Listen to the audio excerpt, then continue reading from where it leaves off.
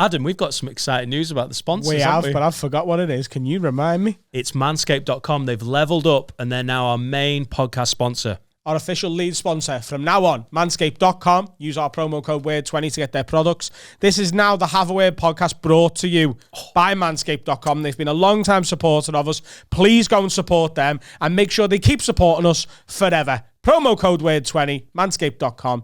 Enjoy this week's episode of the Have a Word podcast brought to you by manscaped.com. It's going to be a belter. Manscaped.com.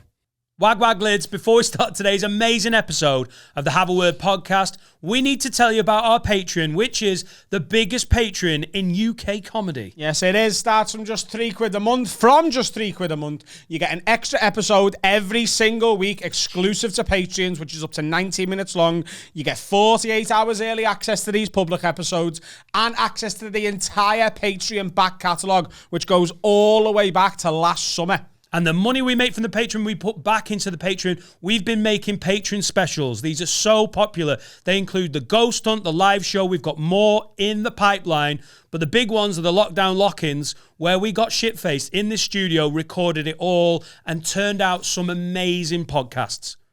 They're amazing, the lockdown lock-ins, and worth signing up for alone. But on top of everything we've already said, you get discounts on merch and early access to live show tickets, which is a big one because the live Have a Word shows, they sell out almost immediately on Patreon every single time. And on top of that, me and Dan are going on tour, and every time we add a new date, Patreons get access to it first. I'm going on tour from February. Dan's on tour from September next year. You can get tickets for my tour at adamrowe.co.uk/shows and Dan's tour at DanNightingale.com. Sign up to the Patreon, £3 a month. The best deal in all of UK comedy. I think it's the best deal in worldwide Patreon. That's how far I'd go. Sign up, enjoy the episode. It's going to be a belter. Gold time. Let's make gold. Let's make gold. Let's make some gold. Can you make gold? Or is it a naturally occurring precious metal? It's a naturally occurring You knew the precious answer. metal. What is it? Alchemy making gold? That's cocktails, isn't it? Yeah. Yeah, it is, yeah. That's mixology. Yeah.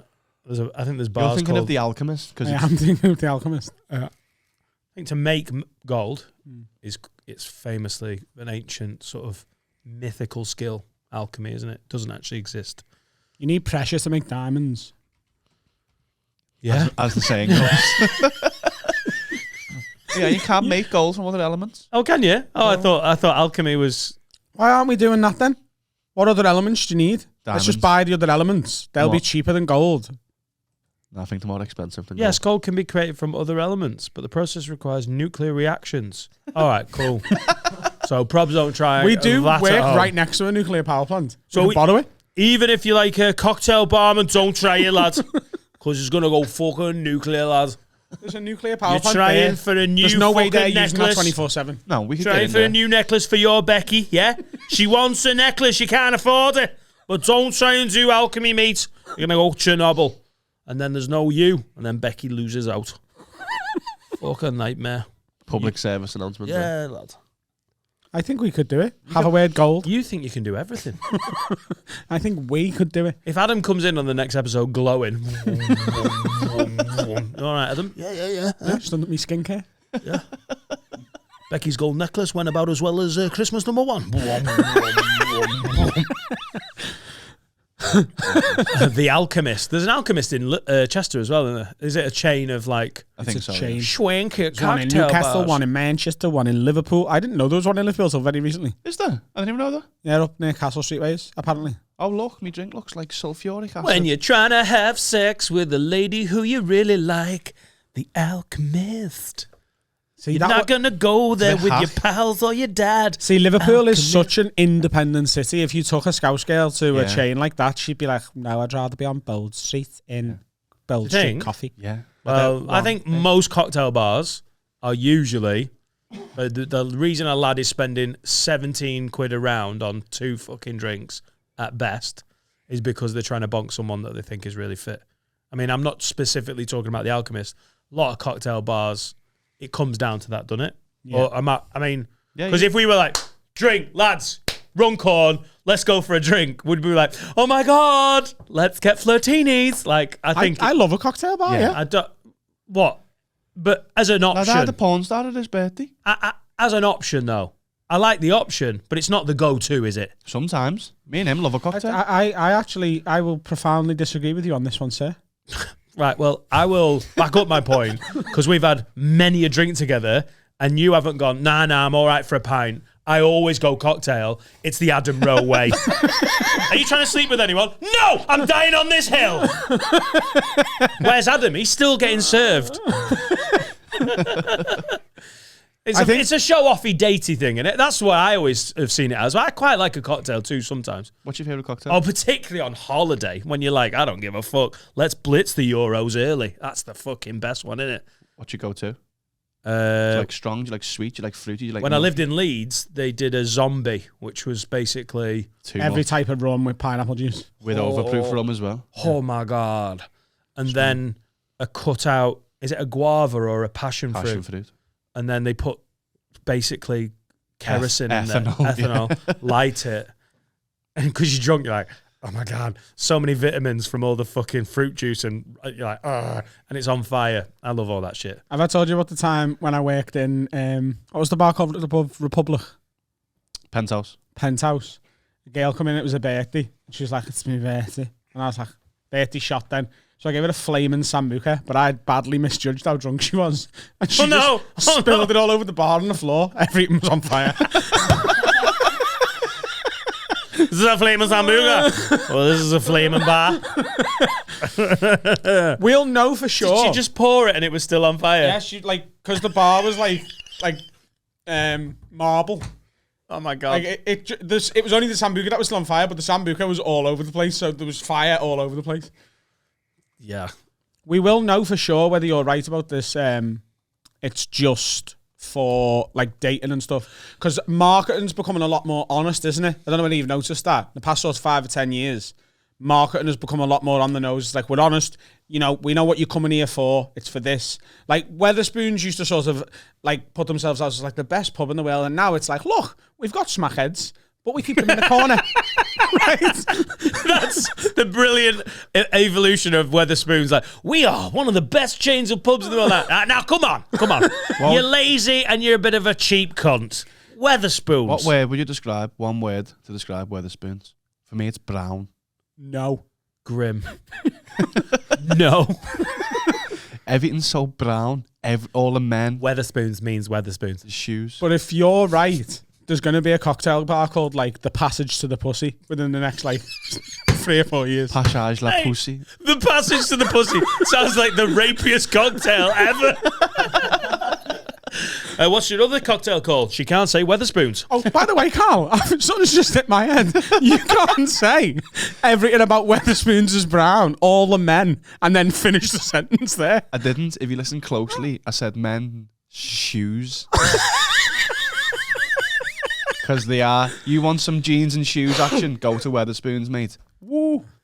I didn't say all the men were brown. Their shoes are brown. Brown men can go to Wetherspoons, though. Digging yourself out of the hole. Oh my welcome. God. Carl is having a very racist 2022 so far, isn't he? It's exciting. No, listen, the whole cocktail thing, I know it's not just that, but that's my, the first read on something. Is I always think of it as that. I know, like I know everyone can enjoy a cocktail or whatnot, but I always I associate it with like girls on hen do's and like showy offy and like lads trying. I've just seen so many couples at bars where it's not like there's got to be a reason for someone to be spending £11 or £12 on a fucking drink. So if you can't be every round, can it? If you were gonna open a cocktail bar with that honest marketing. First of all, we need to name the bar, right? Because you're saying Passage to the Pussy, that's not okay. Passage to the Pussy is almost too on the nose, isn't it? Yeah. Like, no girl's like, oh my God, it's our anniversary. Will you take us to Passage to the Pussy? You could just cut out the fucking middleman, love, and get your knickers off. So, are you Googling the Passage to the Pussy? We're going to Google it in French, because that might clean it up a little bit. And it might Passage sound... to the Pussy. Passage à la chatte. Passage à la chatte. I think I've been there. Yeah. I think that's an Indian. That's when a French girl asks she's a bummer. Put it in the passage à la chatte. They should open them next to each other, and you say, Fuck me, listen, right in the passage à la chatte. we got passage to the pussy or passage à la chatte. Love, it's up to you. You decide. On date night, which place do you want to go to? Well, actually, And if there that was did not work out, making it sexy in French, did it? if there was a cocktail on the menu, what are we calling that? If this is the one like buy her this, and she might knock you off. We can't just go with that. So Buy it this, and she might knock you off. Can I have a buy me this and I might knock you off, please? 2 of them. And I'll also have 2. I will definitely fuck you tonight, babes. Really, they're very wordy, these cocktails, aren't they? Oh, and also, can we have a rack of fingers up the arse, please? Thanks very much. And, Yeah, like in revs. Do you remember the rev? yeah. Can I have a passage à la chatte as well, please, just on the side? I'm sorry, we're actually in Passage à la Chatte. You can see it on my name badge. Hi, welcome to Passage à la Chatte. My name's Steve. Cosmos all round you. Can I get I'm a Dirty Whore? Yeah, we'll have 2 I'm a Dirty Whores, please. Quality. So you like a strong cocktail, yeah? Because a zombie is a fucking strong fucking cocktail. It's a fucking manly cocktail, a zombie. What it Drunk is? by fucking men. Is that what you like? That's the one I used to just felt like it got you really drunk. Yeah. I wasn't Also like quad vods. We used to have quad vods before night out. Core Lane in Quad Von with a bottle of Blue Wicked poured into it, so it's actually 5. oh my god. Yeah. Core Lane in Leeds. We used to go out midweek, because I would always be gigging on a weekend. This is when I never had weekends off. I was like 26 and I was gigging all the time. So we used to go and have like Sunday nights and get cocktails. I was going out with a girl called Vicky at the time, and we had some mates that worked in bars. Like you have industry nights out almost, and the staff from like the Hi-Fi would come and have a booze with us. So we'd get the 2-for-1 offers and go to some of the nicest bars on Core Lane and just be at the bar. And like in the industry, everyone knows each other, don't they? So all the bar staff that we were out with would know the bar staff that were serving us. So instead of being a Friday and Saturday night where it gets annoying, doesn't it? Like it's expensive and you have to wait fucking ages and it gets eggy because if you miss your place in the queue, then you've got to watch some twat buy his missus a 2 fingers in the arse cocktail that takes ages to make. And it was so much more fun like on a Wednesday night just getting trashed and just never leaving the bar. It would just be us at the bar. And yeah, zombies were great because it was 2-for-1. And I think they sold it in one of the places we went to sold it in a bitter mug. Yeah. Oh yeah. Because they're all hipstery, aren't they? Like, oh my God, we do it in jam jars. What would you? Which is how. So I'd be sat there like a fucking knobhead with 2 flaming zombies in bitter mug going, what is happening? And you'd finish them and be like, I feel absolutely hammered. What would your hipster receptacle be? Oh, the receptacle of choice? Yeah, what would yours be if you had a bar? What would Like an emptied out can of WD-40. Yeah, it actually worked for our cocktail bar. Passage à la chatte. lube? The loosener. Is she squeaky? Yeah. This'll grease her Might be a up. KFC bucket. Fucking hell. The bucket. The bucket. You got 5 minutes to drink it before it falls apart. You also get like a lemon zest wipe. Yeah. You mentioned before the And gravy. the 2 fingers in the arse cocktail. Tell you what, you were a dirty bitch when she orders one of them with an extra shot. I've waited 3 minutes to make that joke. I had a joke and let it run. It's just a tub of Vaseline. There's this thing about when you've been podcasting for so long. I can tell when Adam's got a line because you look over to him and it's almost like someone's gone, action! Like in his head, the director went, Adam, your line, cue, action! You know where she's a dirty bitch. When, hang on though, if it's 2 fingers in the bum a shot, if you had an extra shot, that's 4. Isn't it? He did demonstrate 4 fingers. No, I never had demonstrated 3 because in my head, 2 fingers in the arse is like it's got 2 shots in. So an extra shot is just the third shot. Oh, yeah. Oh, God. When she asks for fucking 3 extra shots and you're giving her a bunch of 5s right in the arsehole. Yeah, that's when you know your wife. No, I don't think that's how that works. Can I have the bottle, please? That's not how. I know you're back out on the scene now, and I know you're not quite ready to be there, but just as a rule of thumb, if you're trying to find a wife, don't wait till she's like, I've had to marry because she took the most fingers in her ass. So, yeah, I've actually thought about this before, like, do you know if of course you have. do you know if you sort of, like, at the start of when you start going out, when sex is, like, more experimental and you're at your dirtiest and all that, and you're, like, trying to sort of impress each other with how far you can go. Let me just remember. Right. Like, surely if you're fisting someone, you've got to be like, this can't be the 2016? mother of my children, because how can I look my son in the eye knowing I've fisted his mum? And that was on your mind recently, was it? That was on your mind. Fucking hell. But you should have done all that stuff. You shouldn't have kids and you haven't done everything yet. Yeah. Otherwise, you've failed, haven't you? I mean, you make your deals, don't you? Some people need to marry dirty people. Yeah. Ideally, I would think dirty people. Yeah, because they're like, I can't get off if it's not a fist in the, like, just because you've been fisted doesn't mean you're not able to be married to anyone. You just need to find someone who's like, listen, what I want in my long-term partner is a friend, a lover, partner, and someone who loves a good fist. Yeah. And I want them to be caring, happy, generous, and a big gaping arsehole. Gaping, yeah. Yeah. Not for me. Not for me. Oh, a constant gaping asshole. No. Oh, like some kind of monkey. But it comes back to my old bit about couples need to have equal stuff on certain things. Has to be some similarities, and I think your dirtyometer has to be pretty similar if you are gonna last. Yeah. Because if you are vanilla as fuck and you like missionary and a handshake afterwards, you are not going to, like, a really dirty girl's going to be like, you are lovely. You're a great boyfriend. We have a great time. I think the only one who wants that is a closeted businessman, isn't it? I mean, What's a lovely way to seal the deal? There are some vanilla fuckers out there, though, aren't there?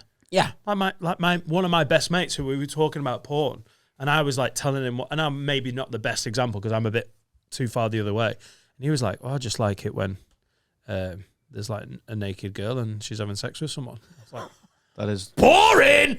Fucking boring. But that is good, isn't it? Boring. I reckon Carl's porn search is horrific, you know.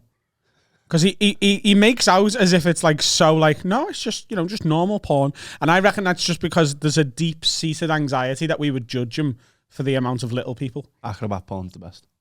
Is that normal? What? Acrobat porn. Acrobat porn, yeah. Talk us through that, Carl. There's a bear in the room. A bear? A bear. You don't know what acrobatics is, do you? I know what the circus is. So circus porn? Circus porn, yeah. Oh, God, yeah. That's normal, isn't it, though? It's amazing that you lost validity of that point by not naming the sort. It was like a made-up type of porn. You're like, acrobat porn? No, all right, it's circus porn. I've seen a circus porn where... Why? It was a hangover, and it went wrong. Yeah. And it was called the trapeze artist. Genuinely. No. Have you made that up? No. That's so. If you made that up, that deserves... No, I didn't. Okay. I knew you'd get him out with that. He can't help it. Yeah, I am the best. Yeah, you got me. You got me The again. trapeze artist. Yeah. In his head. Great scene, Adam. Cut. Trapenis artist would be better.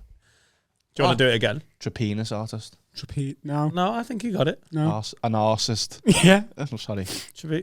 I think you need to cut that bit out that you said. All right. Look at me. I don't think you should have elephants and tigers in a porn scene. It's call me old fashioned. Well, you are not ready for Bollywood, sir. I fucking hate Indian porn. Fucking grim. Why? It's just grim. Why is it grim? We just talked about it with Ishan. Why? Just is it? Are you allowed to say Desi? Is it an offensive term? What's Desi? But they call it Desi porn, don't they? I don't know what that means. I don't know if it's not my word. I wish Ishan was here. What's Desi short for? Isn't he the father of shooters? Yeah, so that's what it's short of. Desi from Shooters. That's what the Indian porn scene is named after. Oh, Is DSI. Desi. Oh. Is Desi offensive? Desi means Not DSI. Detective Chief. Line of duty porn. No, not an offensive about it. Nothing it means Unless you put indigenous. stank on it, which makes anything offensive in it. Go on then.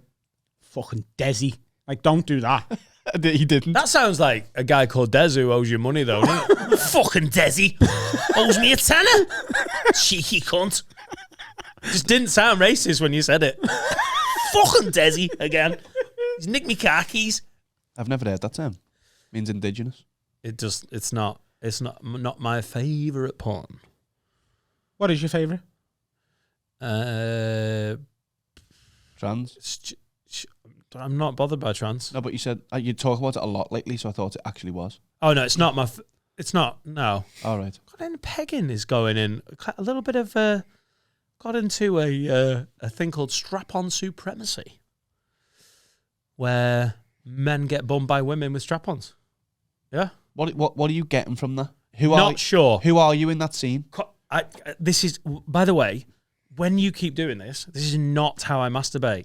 I don't watch the scene and go, "Who am I?" I don't What that porn is. I don't. Maybe it, but it's. I just find it visually something is ticking a box for me. Right. See, I can't get my head around that because in my head, watching porn, you're at least in the room. So to me, like in that situation, I would be the man getting bummed, which is why I don't like it. That's what I mean. Yeah. But it's even weirder to me because in my head, that means for you, you're in the room watching a man get bummed and happy. Well, yeah, but I genuinely am not projecting myself into that scene. I just find it visually stimulating. Obviously, like I don't watch everything and go, "Who am I in this?" That's not. That's what it does. That's what I do. Like I put myself in the scene and I'm imagining it's me.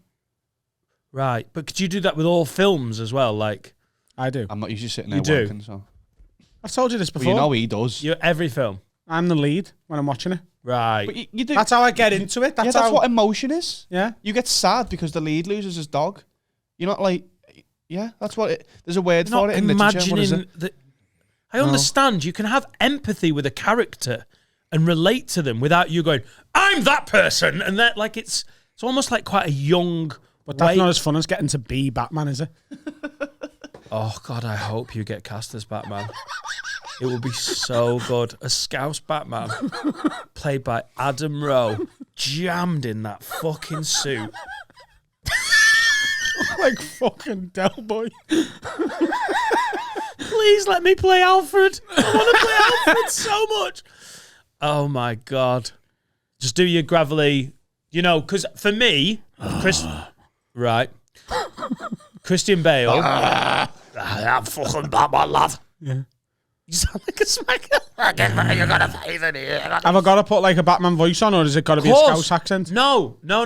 If you're Christian Bale for me is the Batman. I think he nailed it. Christopher Nolan's Christian Bale. Nolan and Christian Bale. They nailed it, didn't they? Yeah. Dark Knight Rises. Oh no, what was the Batman Begins? Dark Knight Rises. Yeah. Dark Knight and then. All right, okay, cool. And then Squid Game. That was actually the fourth one. And then Batman Squid Game. But he isn't in it. That's correct. But you meant to read between the lines. Yeah, it is a Batman, but he's just not in it at all. Yeah. Idiot. Read between the subtitles. Who were you in Squid Game? Everyone. I was the old man. What's your normal voice? So you're, What's my normal voice? This is my normal voice. What's the character called? Batman. Bruce Wayne. Bruce Wayne. Jesus Christ. What's the character called in Batman? Both of them. Batman! Don't if you got forgotten Batman. Yeah. You be Commissioner Gordon, Dan. And you're having a meeting on the roof. Gary Oldman was quite good as Commissioner Gordon. I love if you take the R out of his name, it's a much different name. Gay old man. Yeah. Don't Google that. How is he as intelligent as he is? Like he's quite a smart guy. It takes someone truly intelligent to pretend to be stupid. Do you know what I mean? That's why I'm a genius. Don't touch his coffee cup either. Yeah. I don't know why I did. I just felt the urge to that. Yeah, Batman was in Liverpool for the new one, though. Remember? He was jumping off the lava building. So you're Bruce Wayne? Yeah. Scouse Bruce Wayne. I don't know how so that it's works. now set in Liverpool instead of New York City. Yeah, So Gotham is now based on Liverpool rather than one. Gotham being based on New York. Yeah, I suppose so, yeah. Okay. Because that's how much they want you. Yeah, okay. You're Commissioner Gordon, and you've called him for a meeting. You're Commissioner Steve. But I want to hear his Batman voice. Yeah, so talk to him. Oh, right. I thought we were doing the Bruce Wayne voice. Yeah, we'll do both. Right. But I've got to be in the film. Go on, so scene. I am Batman. Are we... Is it... Hang on a second. I've got to be Scouse, haven't I? Yeah, All right, lads. You're Commissioner Steve. All right. I'm Commissioner Steve. Thanks for coming into Police HQ. Where is it? You're on a roof. Where's Police HQ in Liverpool? You're on a roof. No, we can figure it out. You're on the roof of Nando's. On the roof of Nando's. That's where we put the fucking bat signal, is it? Yeah. Yeah, So but I it's not a can bat. finish It's off- the Nando's logo. Just a fucking lamp. Get a big butterfly chicken, twat it on there, light it up. Batman! Is Nando's a cock or a hen? It's a hen, isn't it? Or a chicken, is it? Say it'd be a big cock in the sky, but There's no light in the new Batman. It's just like an alarm. Lad! Lad! Lad! Lad! Lad! get to Nando's. Batman lad! Well, that's what it's called. Batman lad. Batman lad! Bat lad. Stab me. Stab me, lad. Go You on. can't. Go on, Commissioner Steve. Listen, Batman. Got some fucking pure bad news. So lad. I'm not Bruce Wayne and I'm Batman. Yeah, you can tell that because I went Batman. Yeah, but you told me I was meant to be doing Bruce Wayne. I know, but he's fucking... You can't get the talent these days. Go on, you Scouse, Batman. Batman, thanks for meeting me at the top of Nando's. It's all right, lad. He's a smackhead. What can I do you for, lad? We're having a fucking nightmare around What's here, up, kid. lad? Come on. Yeah, someone's robbed a Nando's. That's why I've asked you here. Right. Yeah. I don't normally really get involved with low-level crime. Yeah, but we think it might be the fucking Joker. Really? Yeah, he's left KFC wrappers fucking everywhere. Nah, that does sound like Rapper something he'd do. taking the fucking piss. Does sound like something he'd do, that. I don't think this is going to sell in Hollywood, lads. This. I don't even think it'll sell in Liverpool. Do you know your problem is? You lack so much self-belief. What do you mean? We could make this. You are Commissioner Steve. Embody him. Just act as if it's going to be like a blockbuster. Believe. Right! I go bigger then. Yeah. Batman, lad! They've robbed the Nando's, except there was diamonds in the Nando's. Oh, shit. Yeah. Right. What are you going to do about it? You got the CCTV for me to have a Yeah, I've got little loads. juice, Yeah. Yeah. Do you want to just look over the tapes? Yeah, hang on. All Oh, right. it's the fucking Joker, that, isn't it? Oh, yeah. Oh, I know where he is. Right, yeah. I'll go and sort him. Nice one. All right. Where is he? Yeah. Old Can one. I suggest this script might need a Dangerous bit of if work? anyone else knows. Keep doing the Batman voice. You went a bit Bruce Wayne then. Oh, sorry. Who do you sound like as Scouse Batman? I don't know that. Don't know, lad. Every Scouser in town. All right. I think people would look up as well if they heard you shouting. You got money for me bus fare? Yeah. What? They'd look up at the top of Nando's if they heard you could go, Batman lad! Lad! They'd probably give it away. Yeah, it's silly, isn't it? Yeah. Stupid. You're right. It's just a bit silly. I love that fucking series of Batman. It was amazing. I watched the Dark Knight like 3 times in the cinema. Who you casting as the Joker then in Scouse Batman? In Batman, lad? I think Paul Smith would be very disappointed that it's not him. I think he's got every painting ever painted. Of All right, every- mate. It's literally his handle as well on social media. Yeah. But he's too chippy. Ricky Tomlinson. Oh. He's surely the Penguin. Oh, my God. No, he's the Joker. Mate. He can't be asked. You don't need... Batman doesn't need to defeat Ricky Tomlinson as the Joker. Diabetes is going to get him. Like, what kind of fucking... We're playing 4-4 fucking 2. Still on great form, Ricky, you know. Is he? Yeah. Yeah, he's You good. know, is he? Yeah. All right. Apologies. Yeah. Craig Charles. Be a good option, wouldn't he? He could use his Robot Wars thing as well. And he could just... He controls the robots. He controls the robots. Yeah. What other baddies have got? We could have a Mank. Simon Gregson. The Riddler. Simon Gregson is the Riddler. What? Steve McDonald from Corrie. Yeah. You need a foreigner, don't you? To be like, you know what I mean? The Foreigner. For diversity. Yeah. Yeah. Well, Is Steve McDonald the foreigner in your head? He's a Mank, isn't he? Okay. at least we're doing white racism now. Who's Catwoman? Pete Price. Bendico del Toro. It's a trans Catwoman. Benicio. Benicio del Toro. What did you I just need you to rewind that for a second. Bendico del Toro. Ben Davis. What's he called? I thought it was Bendico del Toro. That's the Scouse way of saying it. Bendico. Is it Benicio? Benicio, yeah. Benicio del Toro. Yeah. Benedicio del Toro. Look, I know I got it wrong, but I had a go. Why That's is he what in life's it? about. Yeah. Why is he in a Scouse Batman? Because it's time for the trans Catwoman. Oh, he's Catwoman. Yeah. Oh, right. I thought it was Yeah, Pete but he's Price. not actually trans, is he? Bane. So I think the trans community might be a bit pissed off. Why? Well, he's just Benicio del Toro. He's a very serious method actor. Do you know for sure he's not trans? What are you talking about? What are you talking about? Have you ever asked him? I actually have. I've done Jonathan Ross when he was on. Oh, shit, yeah, you've met him. Of course you have. You could get in touch with him. Yeah, you know. I was like, Benedicio! Benedicio! And he didn't look round. Are you trans? And he just didn't look round, because his name's not Benedicio. Bane could be Liz McLaren from Atomic Kitten. Yeah. She'd be a good Bane. Oh, tide is high. The tide is high, but I'm moving on. I'm going to be number one.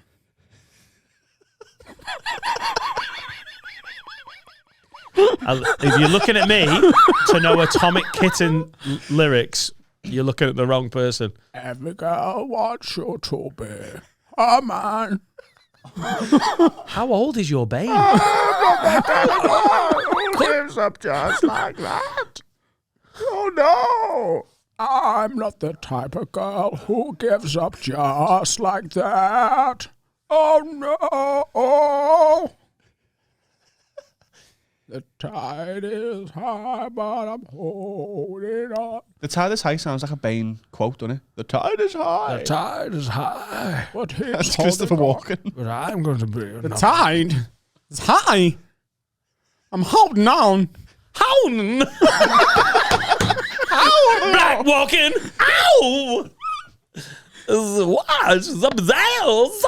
Then Al Pacino comes in. Oh, here we go!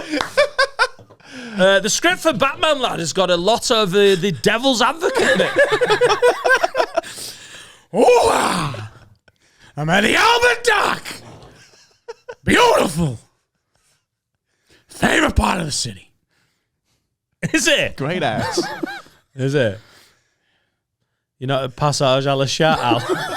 Oh, I'm taking a lady out for 2 fists. She's a big girl. She likes a big drink. Done before. I really don't know what you're going to do with I don't think it's the going rest to of this If section. anyone's watching this, that's getting made. Liz McLaren, Al Pacino, Benicio del Toro, Christopher Walken. Who else was in it?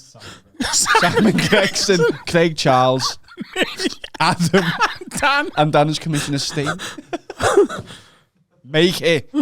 Get it made. At least someone make a poster, but someone make the film.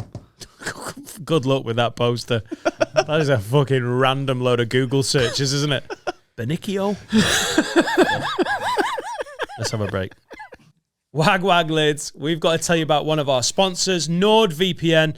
They're offering our listeners, our fans, a 2-year deal plus 1 month for just $89, which is about 65 quid. That's 70% off the usual price and works out at £2.60 a month. Adam, what is a VPN? What's Nord? A VPN is basically a way to lie to your computer or your laptop and say, hey, I'm not in fucking Liverpool, mate. Nah, I'm in Syria. I'm in the Antarctic. I'm in Brussels. I'm in Mexico. Wherever you feel like being, where do you want to be? Where do you want to be online? You can tell a VPN, put me there, and it will give you access to that country's version of the internet. And you might not think that's any different, but you're full of shit, Susan, okay? If you're in America, you get access to American Netflix. Syrian Netflix, Susan! Have you not watched Syrian Netflix? It's wicked! It's honestly the best thing I pay for, a VPN. Being able to decide what country you want to be in and what you want access to. It's especially great, as we've said before, for the Premier League footy. You can get all the 3 o'clock kickoffs because they're shown all around the world, just not in England. You can get them with NordVPN, and I'm so happy that they're on board as a sponsor. So it's nordvpn.com/haveaword. Use our custom code haveaword. That's nordvpn.com/haveaword. Custom code haveaword. Go ahead, Susan. You fucking slag. Let's make some silver. I said gold before. It's a different precious metal. I said gold. Hey, you. It's a callback. Hey, you. Stand alone. God. I'm not convinced it's that funny, but I think everyone would have appreciated it. All right, okay. I want to know the lady that works in the cafe. What, lads? We're doing a podcast. Fucking focus.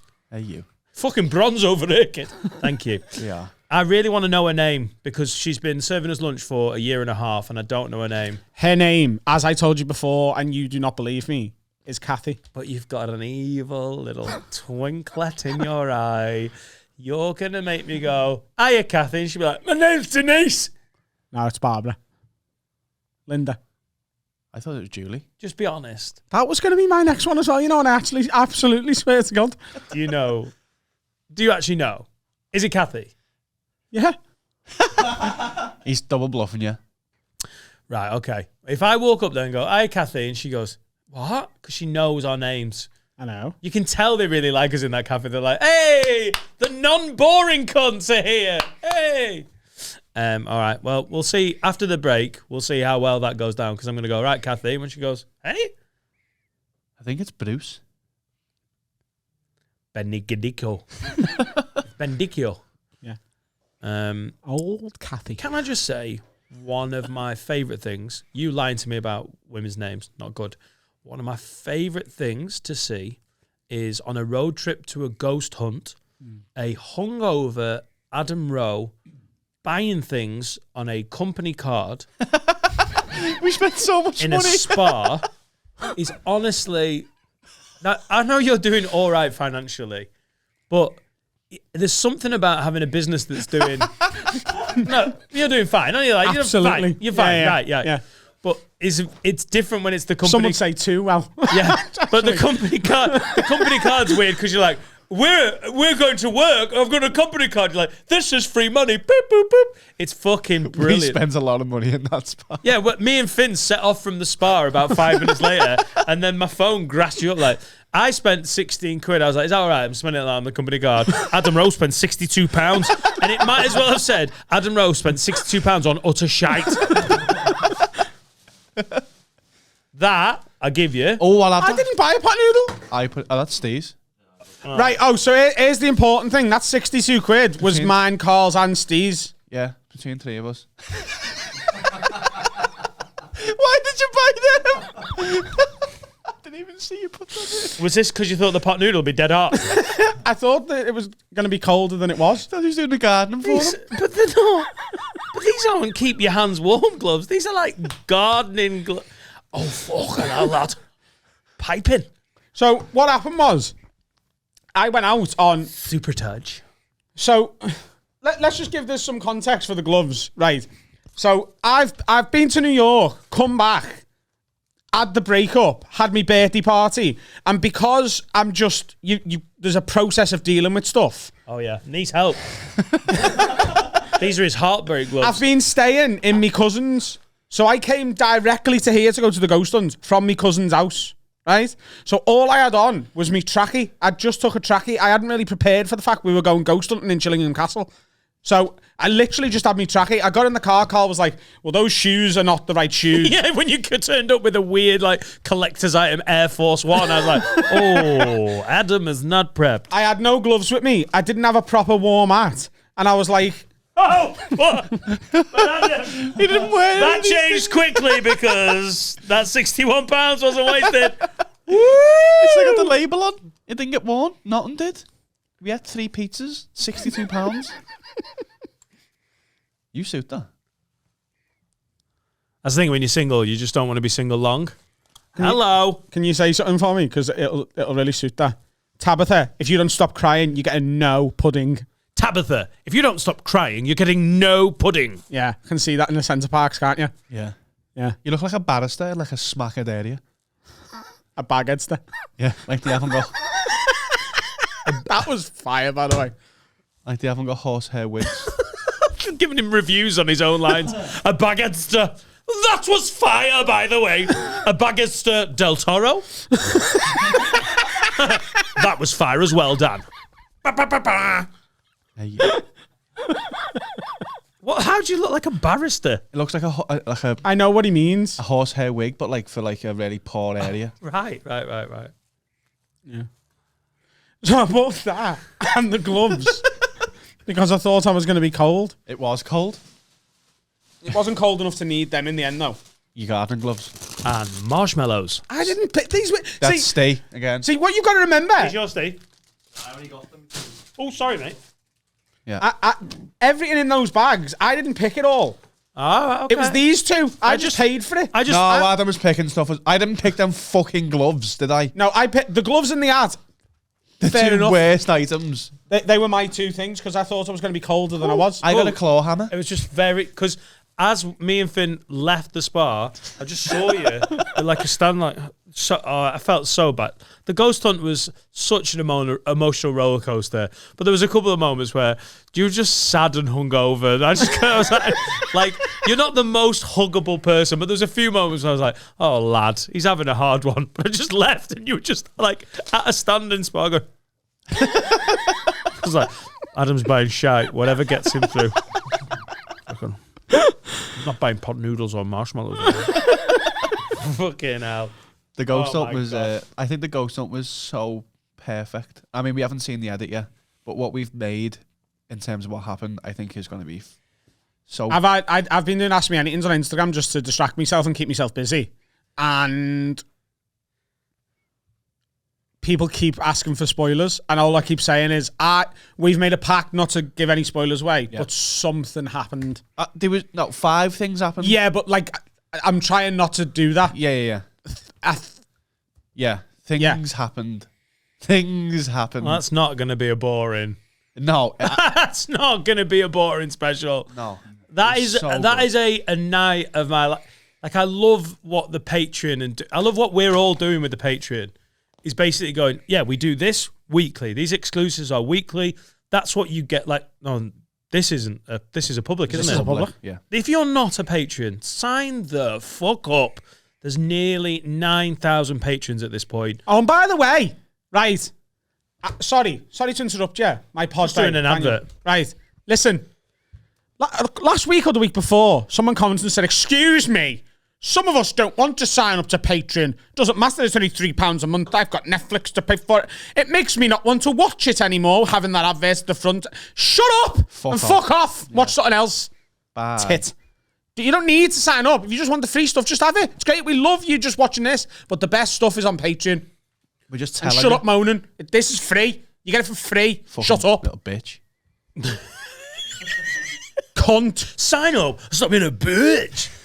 I mean, fine. You're gonna get a free massive episode. We podcast more than any other podcast in the country, probably, in terms of the amount of quality content we're putting out. And the biggest chunk of it is free. It's right here. For that, you have to put up with a Patreon advert or two, because if you've not signed up, you are missing out. The specials are becoming this monthly little... It's madness. I spoke to my sister driving down from Northumberland, and it's not just Northumberland. It's like... it was high. It's so... It's geographically high. It was. It was How up far in When that you get to country were you? Newcastle and you've still got an hour north to go. Yeah. That's not right. When that's you it. pass Hadrian's Wall, and you're like, I've still got an hour of England to drive. Christ. And I spoke to my sister and told her one of the things that happened. There was this pause, and then she started laughing and went, "Of course you did. Of course you did." Oh, I know what that was. Because Of course. because Of course, our of course. lives are, this is so fun what we do here, but because the Patreon's massive, like, why are you advertising Patreon? Because it funds the most mental shit ever. And that ghost hunt, there was a few moments where I will never forget some of that. There was like, it will be seared in my memory. You're breathing dead Till heavy on I the die. mic, you know? It's Am I? Yeah, some Some memories. I thought it was me. I was like, am I breathing? There was a couple of points where I was like, Adam is going to fucking shit himself. And then I came back like... Adam's like, yeah, that's fine. I was like, I'm fine. Are you fine? Cole's fine. I just think the narrative of the incredible night, moments. start to finish, I think we just we played it all. It's perfect. definitely. I think that the footage is going to come out an awful lot superior to the first Ghost Hunt, and it's going to go live on Patreon Friday, the 4th of February. However, sign up now because there's loads of other stuff, and also I'm announcing first of all some work in progress dates in the Northwest, probably in the next few days actually. So that's going to be on Patreon, and also my second Liverpool tour date will go on Patreon first, and there's a lot of people who want some good seats for that because there's nothing left for the first one. We sold out the Philharmonic Hall, baby. Oh, we've got some other ideas. 5 lock-ins, another Ghost Hunt. The lock-in has gone down shows. incredibly well. There's hundreds and hundreds and hundreds of hours for £3. Should we sort of tease the idea we had? Not like that I had in the car. I think it's fucking I don't think we tease it. I think we just say it. Yeah, we say we're going to do it, but we just don't quite know when yet. Oh no, we don't know when. We've just got to time it right for you, and we've got to get the venue right. But it is the most. I can't wait. It's going to be spring, isn't it? Yeah. So for those who haven't sort of got onto the couple of references, me and Sam have broke up. It's not been good. But you know, please, no one is to contact their messenger, harass her at all. Okay, it's done. She's suffering. We'll both get over it eventually. That's how life works. No one is to contact her on my behalf. She's actually disabled all her social media accounts because she was worried that big fans of me and this would do that. And I absolutely, under no circumstances, I don't care if she'd killed people in my family. Just leave the girl alone. But I mean, the judicial system would probably come in at that point. But you're right. Yeah. If she ever kills people, the police can harass her. That's fair enough. And I don't think it's called harassing. It's called arresting. Yeah. It's a sad end, but it is an end, and we move on now. I had an idea. I nearly pressed the button. I thought, don't be a fucking dick. I think this would be really funny once I've sort of had a bit of time to get over this. Once you're all right. Yeah. I think we should do blind date. Because of my eye, I think we can call it half blind date. And Dan is going to do the only acceptable blacken up. He's going to Cilla black up.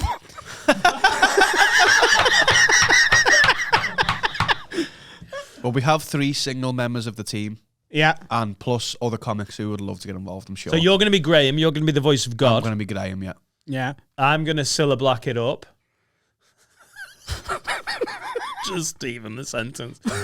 And then and we haven't planned it yet. It's just an idea I had. I was like, look, that could actually be, if I, managed to, like that. So you're the 3 contestants. In a theatre. There might be more. We'll figure it all out. We haven't planned it yet. It's just the idea we had. Single friends. Single friends or the single comedians. But at some point, we'll announce that applications are open. And Carl is going to filter them. And Carl has been explicitly told everyone has got to be at least a 9. Yeah. So dating me. You get 3 9s, a 27. If you 3 will. people that 27. That identify as women. Because it's 2022. Absolutely. So, we love inclusivity on this podcast, don't we? Yes. Lads, white lads. Yes. Yeah. It's going to be in a theatre, isn't Hey, it? white straight lads, we love inclusivity, don't we? Yeah.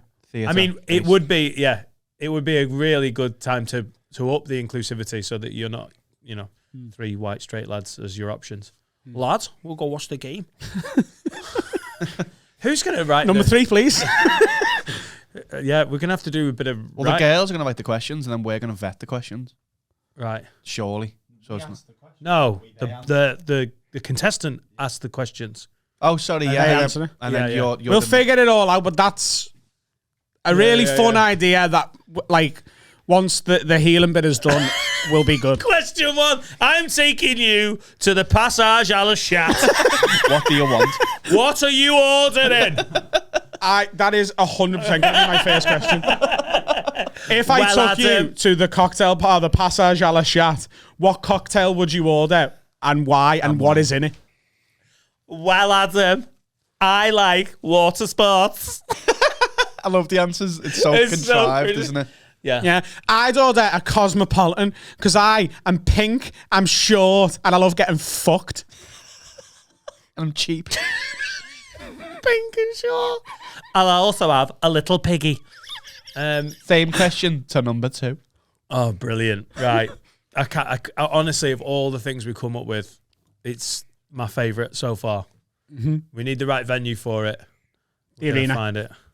I think it should be a theatre. Yeah, so Like, do I. Nice, like big but still intimate, and So do I. With quite a wide stage. yeah. Yeah. Oh my God, the tickets for that. Yeah, them will tickets have already fucking sold out. fly. Yeah.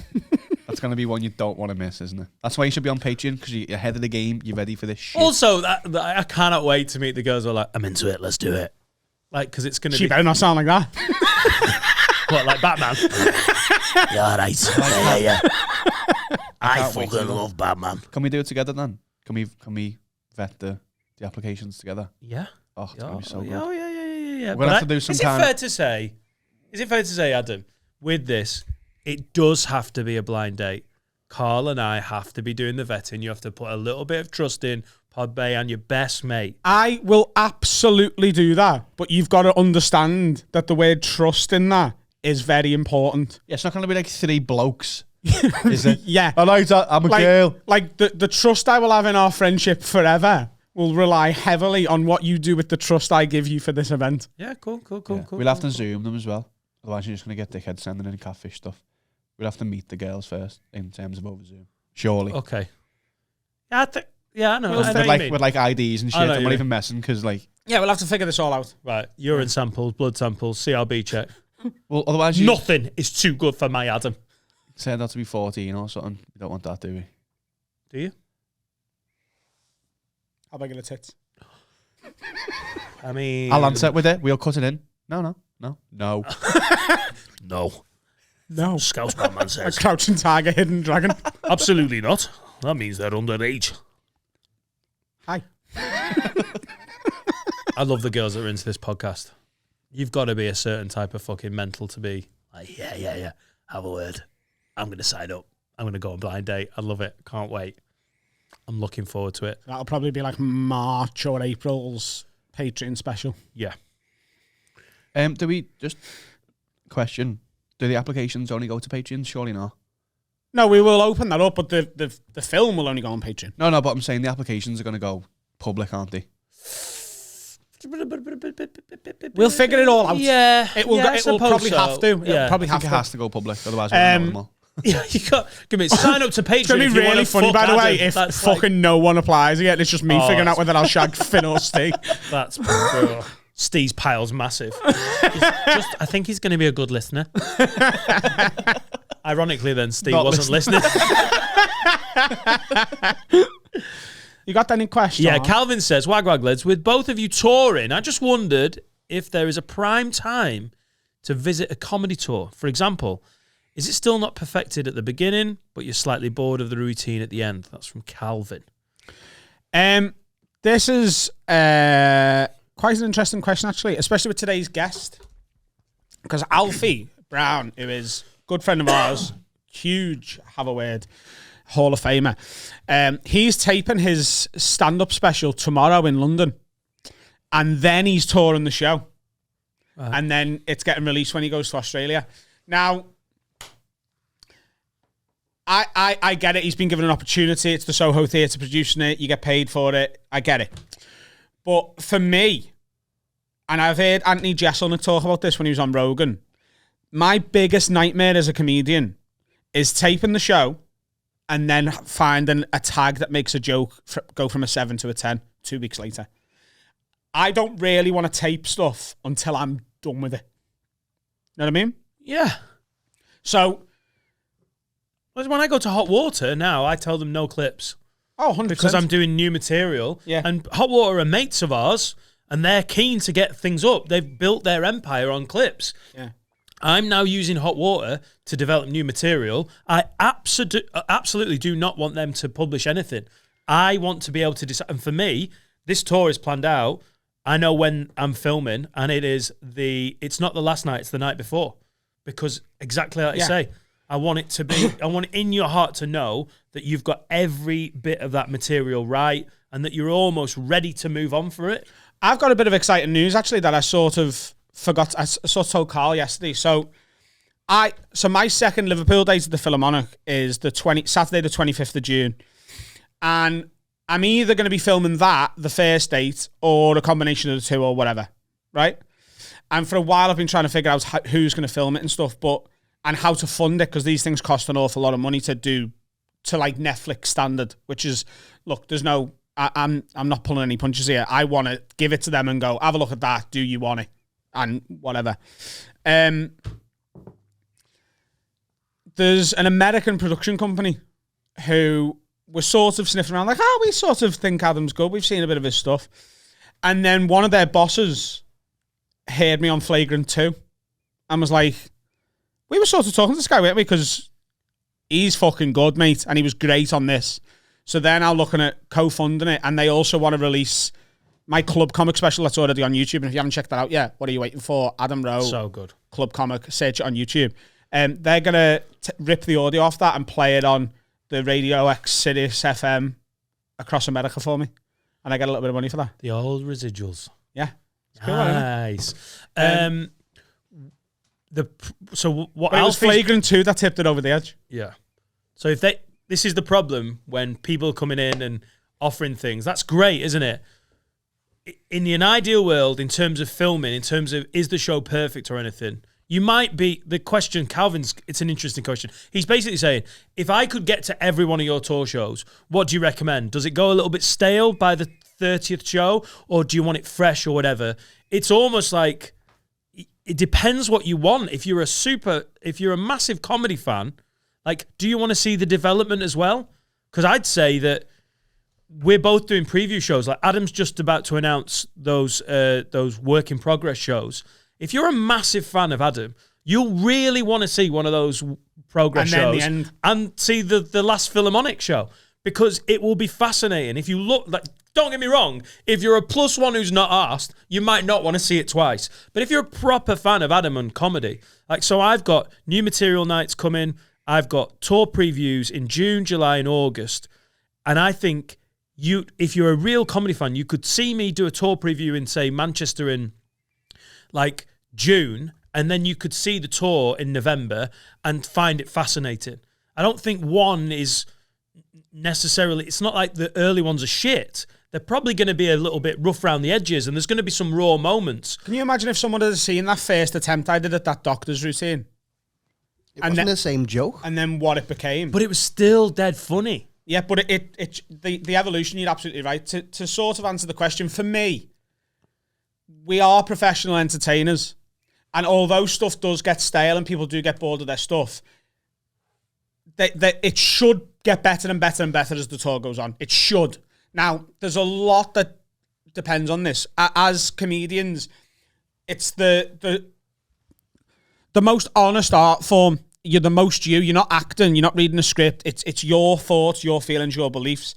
So a lot comes into play when it comes to what is the best night. It's not just at what point the tour you're in. It's what's happened that day. What mood are you in?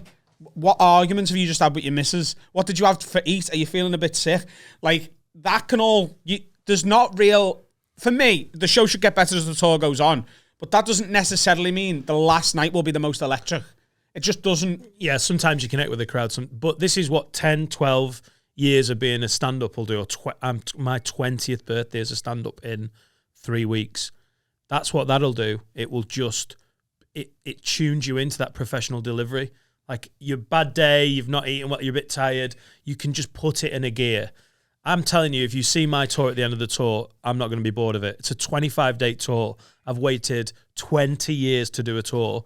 It will be ready on the first night in Belfast, and it will still be singing by the last, because I'll have toured it, prepared it properly, done the previews.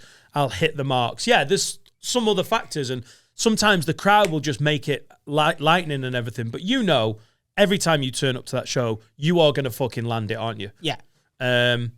But Calvin, if you are a diehard, I genuinely suggest coming to see some of these work in progress and previews. Or even if you don't want to see... And look, to be honest with you, I'm not begging anyone to come and see a show twice. I think Dan's absolutely right. If that's the type of thing you would find fascinating, then absolutely do it. I think, for me, seeing a joke for the first time is the best you're ever going to see it, like laughter-wise. But if you are interested in it, not even necessarily going to a work in progress, go and see it in 2 very different rooms and see how the comedian performs it differently and see how they react differently to that room. Like, the smallest room on my tour is Alexander's in Chester, which holds 110. Now I'm doing 4 shows there. They're all sold out. I love that room. I will perform this show completely differently in that room compared to in Liverpool, where there's 1,600 people in the room. And seeing both of them would be fascinating for someone. Comparing those two to the Frog and Bucket, which is a comedy club with a high stage and the different level of performance. Every show on this tour, the content will largely be the same, but the performance and how it's delivered and how it comes across is different in every room. And the connection with the crowd because of that as well. Big room comedy is definitely different from Alexander's small basement comedy club. Yeah. And in terms of the filming that Alfie's doing, it's great that he's got that opportunity. It's not ideal, is it? You want to be doing the tour and then filming because you've got it singing, you've got it right. But this is where, and like with those American guys, it's when opportunities land, you have to make them fit to their schedule as well, don't you? Like, hopefully they want to record all of that at the end of your tour, do they? Well, the one that I'm in a very fortunate position where I've gone, we're filming on this date. All right, great, or this date great. In this room, and you make that work. Right, brilliant. That's great. Because it's where I want to film it. But I've just had a little thought there. I might put one last date on in Chester and film that as well. And depending on where the special ends up, I might release both, where you can see both and how it's different. Just the contrast. In the Philharmonic compared to 100-seater. And if you get proper cameras in, Alexander's, it will take it down to about 85. Yeah. And so it will be amazing. You know what? You do Chris Rock style, you could cut and see the reactions and stuff. That won't look quite right in those 2 rooms, though. Chris Rock did that in very similar size venues with very similar production. And I know what special you're talking about. It was like the all around the world tour or something like that. Also, I didn't love that. I thought it was an interesting concept, and I think he would have been better not doing it. Yeah, I absolutely agree with that. But it definitely would be far too jarring. Like, the way this would have to be done... B-side. Yeah.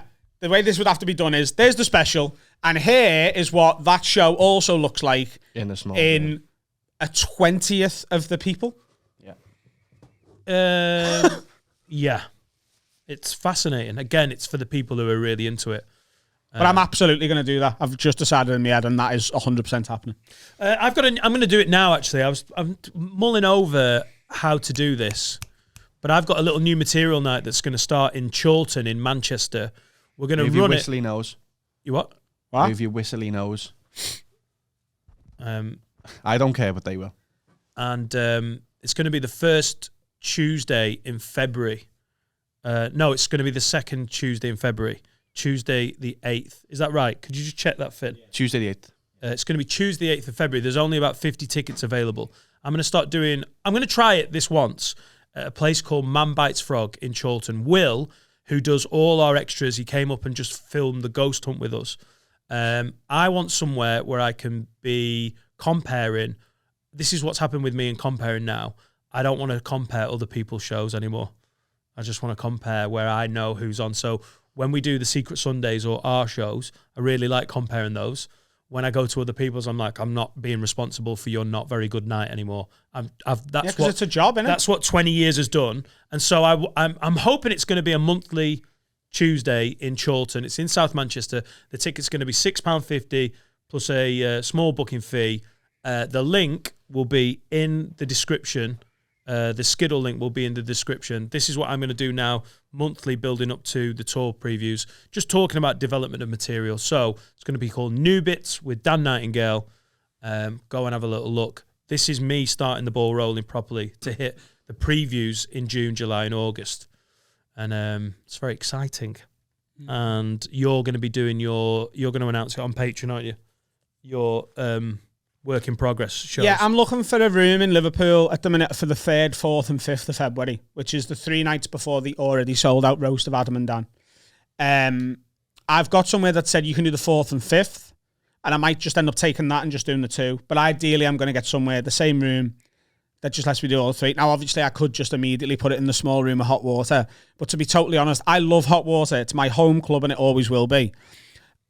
I just want to do stand-up in a different room.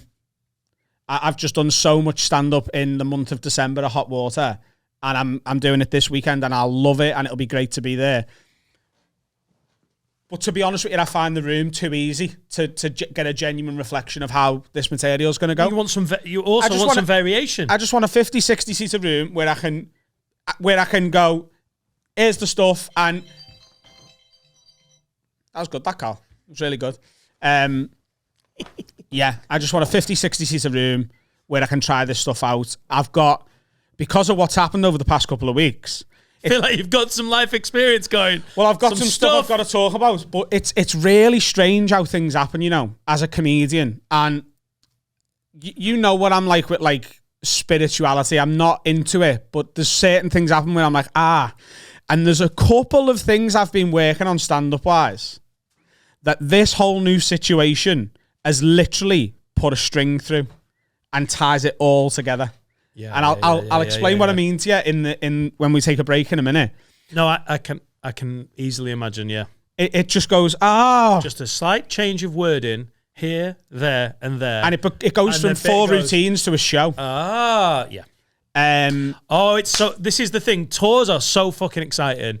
But also, they're getting in there to rooms of 50 people. And this is what having this and having an income from the Patreon does. It means I don't have to drive to fucking, like, some random gig in Coventry on a Wednesday. I can give up a Tuesday, where we're probably not going to make any money, but play to people who are going, go on, Dan, we want to see these new bits. And, like, Brennan's coming down. We've got guys that we know from the podcast. Hopefully, Adam will come down at one point. He's doing the same thing. In rooms that you're not even taking into consideration finance. You're not worrying about that. You just want 50 good souls who are just sound and into it to work that stuff out, because once you put that string through it the first time, you'll be like, oh, it's a bit offline there. Do it 10 times, do it 20 times, and it starts tightening up, and then you get to the point where you're ready for that tour. Yeah. It's very, very, very exciting going into lad, this all stuff. I'm saying is, you know, that last tour date, you know, where you're filming in Chester, yeah, well, I know a local support. Gotta get the work somehow, lad. Yeah. So, and if you haven't bought tickets to either of our tours yet, I'll be honest with you, you're running out of time, because I know you're adding extra dates and stuff, and you've got a couple of months before yours kicks off. Mine kicks off next month. The first week, Nottingham, 2 shows in Birmingham, 2 shows in Chester are all sold out. The week after that, I can't even remember what the week after that is. But there's not many shows I've got left with more than a handful of tickets left. I added Belfast and Dublin, which was my dream for 2023. To add them to this tour is just because the tickets have sold really well. We've added extra dates in Leeds, Manchester, Birmingham, Shrewsbury. I've got another hot water date. We've also added Nantwich and South Shields. It's so fucking exciting. DanNightingale.com. And it's just because of the support of these guys. Appreciate the fuck out of you. I've got a few more dates coming, which will be announced over the next week or 2. Because I always wanted Liverpool to be the last date of the tour. It now is going to be the last date of the tour, but it's because I've added that second Liverpool date at the end of June. So I'm now looking at filling June up with some other dates. So there's going to be a 3rd Leeds date because the first 2 are sold out. There's going to be a 3rd Glasgow date because the first 2 are sold out.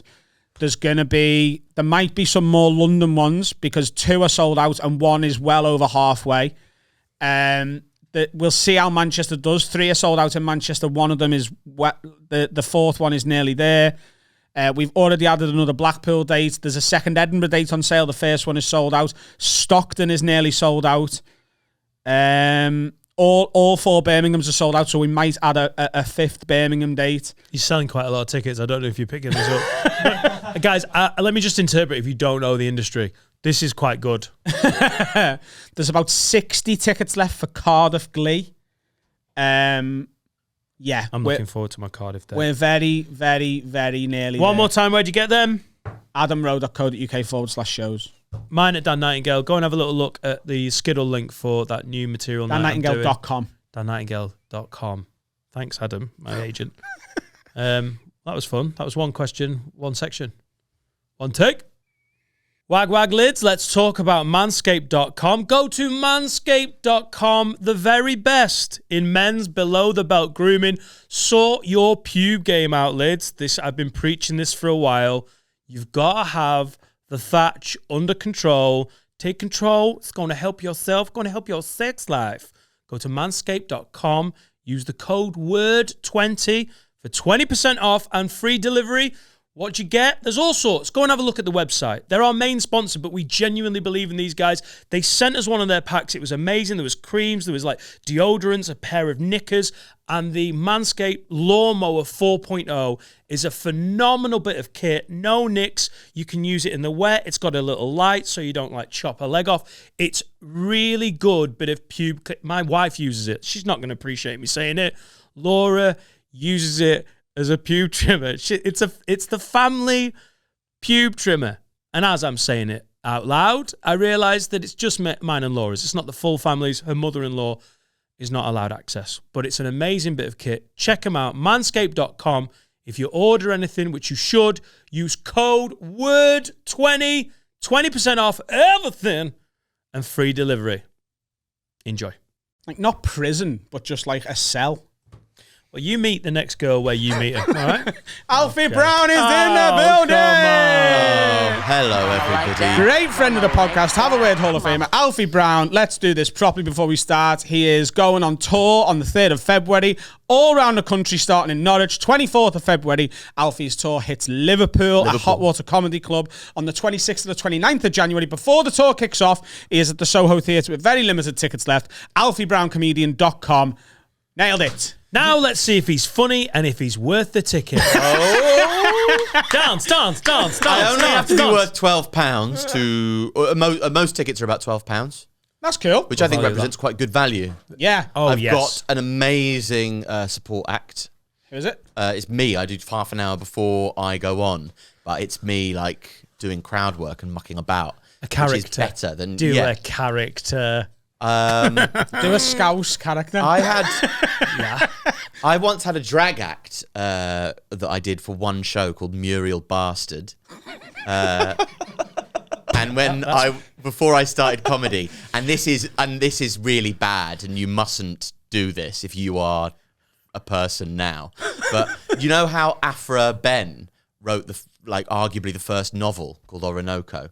And I had a we're always on about it. Yeah. Adam, I'm like, stop talking about Alfie Brown. Shut up about it. We actually already covered that in the first half. Today. We can't really go. We've already done the literature section. It's an argument, like, is it Pamela or is it like Robinson Crusoe? What's the first novel? Some people think it's Orinoco by Afro Ben. But my character was called Afro Ben, where I would, in Richard Pryor's voice, talk about having written the first novel. And it was so bad. Yo, I wrote the first novel, motherfucker. This is the first ever one of these. There weren't no novels before I came along.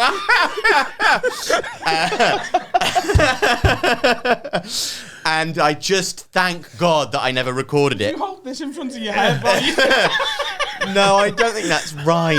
I don't think anything about it is right. But, how long did that go? How long? Because that's obviously funny. Thanks. How long did you get out of that? Oh, I never did that on stage. That was just like me. I thought that would be funny. And then I thought you actually tried and it. And then as dramaturgs often express, they talk about taking things from the page to the stage. And I think on Afro Ben's journey from the page to the stage, at some point had the good... was present of mind enough to realise, oh, that's a bad idea.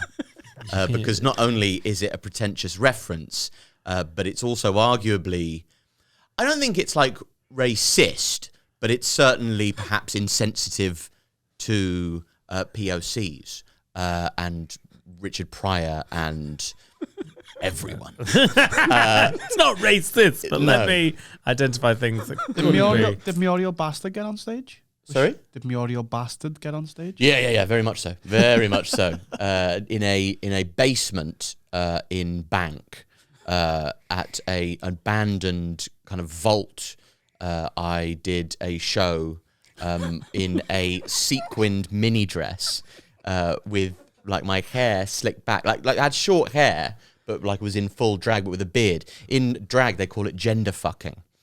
Because you're sort of enhancing both your masculine characteristics and your feminine ones. And that's what I was quite intrigued by, the idea of gender fucking.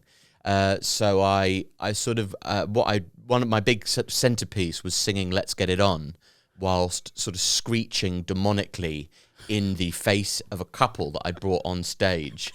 and it was sort of like I would affect like the romantic and sexual elements of Let's Get It On, whilst like aggressively fueling like my breakdown and trying to cajole a breakdown in the two people that were on stage. Look, there are no bad ideas in brainstorming. Sell a lot of tickets for that? I actually sold 30, yeah. That was before people knew what it was, though. So just friends and family? No, my friend actually had been sacked and turned up, and it was a job that he really liked, so that he was very upset by and then was made to sit through his friend having this sort of surreal and experimental breakdown. When was this, Alfie? I think it was in 2016. Not even that long ago. No, or was it 2015? Anyway, I was a new father. The Stone Age. And I don't think I'd taken it well. Oh, I thought this was before comedy. No, Muriel Bastard was right in the middle of comedy. I think I'd been going quite a long time, but I wasn't doing well. So I think it was me starting to go, what's it going to take? And I think Muriel Bastard. Afro Ben was when I was about 16 years old. Right, okay. And I want to see is for you to combine these two characters. Afro bastard.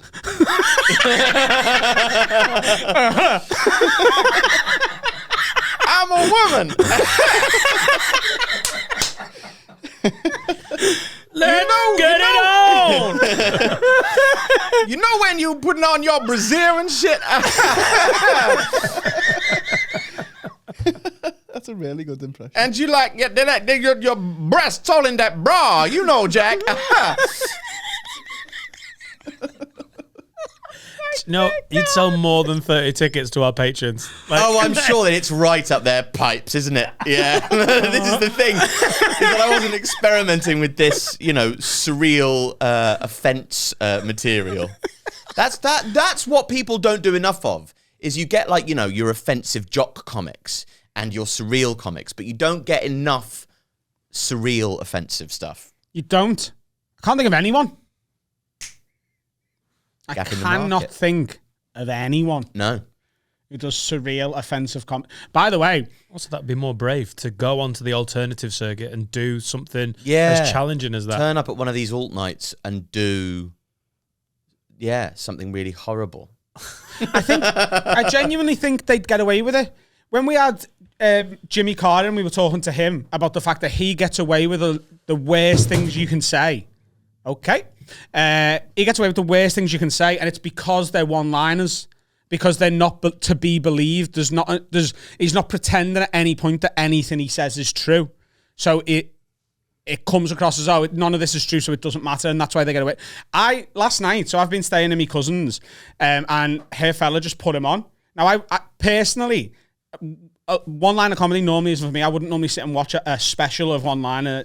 But I watched Jimmy Carr's new special, and in that last third, fuck me, are there some jokes that take you by surprise? Like, there's some jokes where you're like, wow. If you did one of his jokes, which I'll tell you is in the interval, I'm not going to ruin it, and if you want to see them, go and watch the special. It's on Netflix. It's on Netflix. Is this the darkest material? Yeah. But there's one where I was like, if I did a version of that joke with the exact same premise and punchline, but in my style, there would be articles in every comedy blog thing, and it would be a problem. But it's because he's a one-liner and he gets away with it. And if surreal comics did it, I think it'd be the exact same thing. Well, characters have been getting away with murder for fucking generations, haven't they? Yes, qualitatively, but in terms of like content,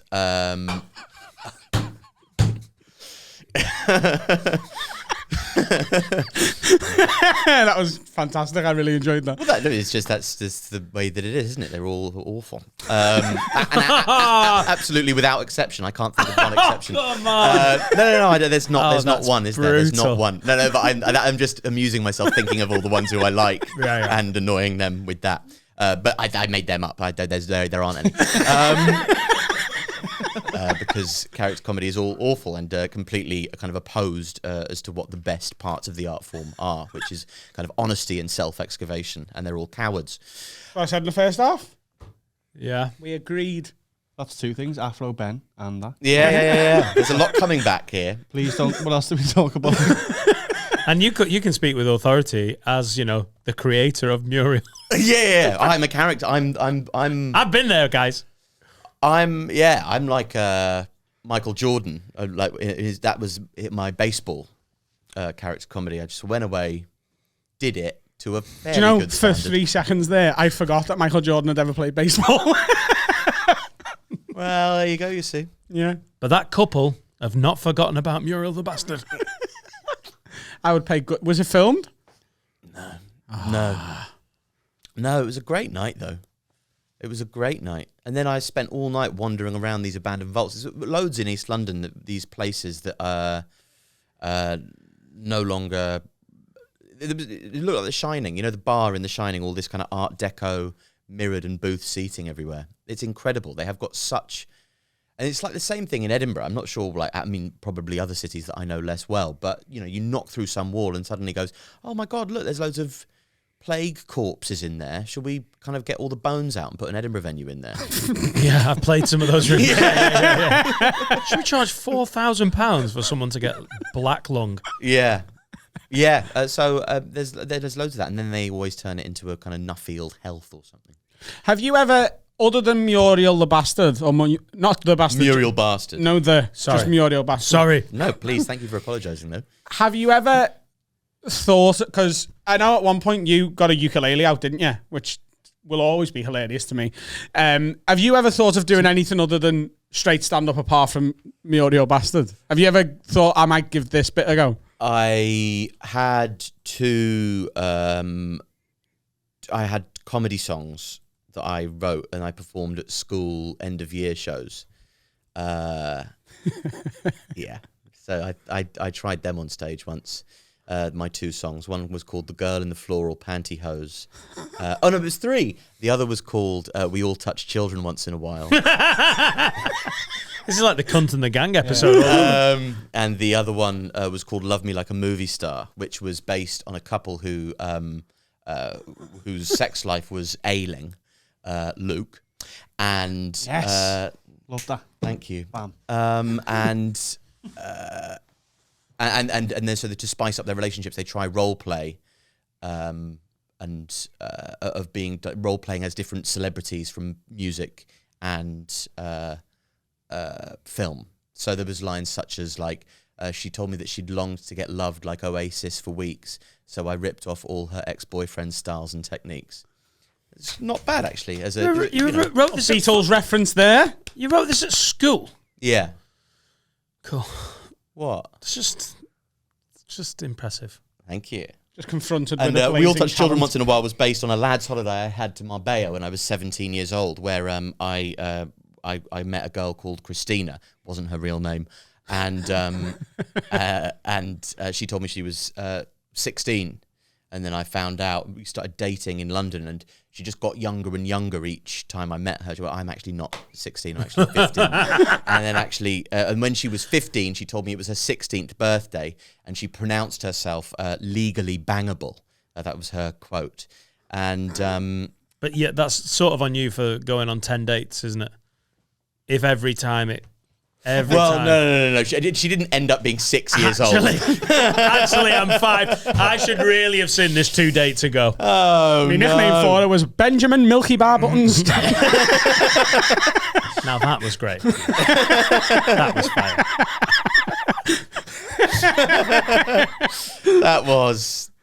That was super duper. What a great way of dealing with I your didn't potential even process paedophilia. that in real time. That was. It's repeating on me like a good burger. You did this by playing guitar. Sorry? Well, you were playing guitar while you were doing this.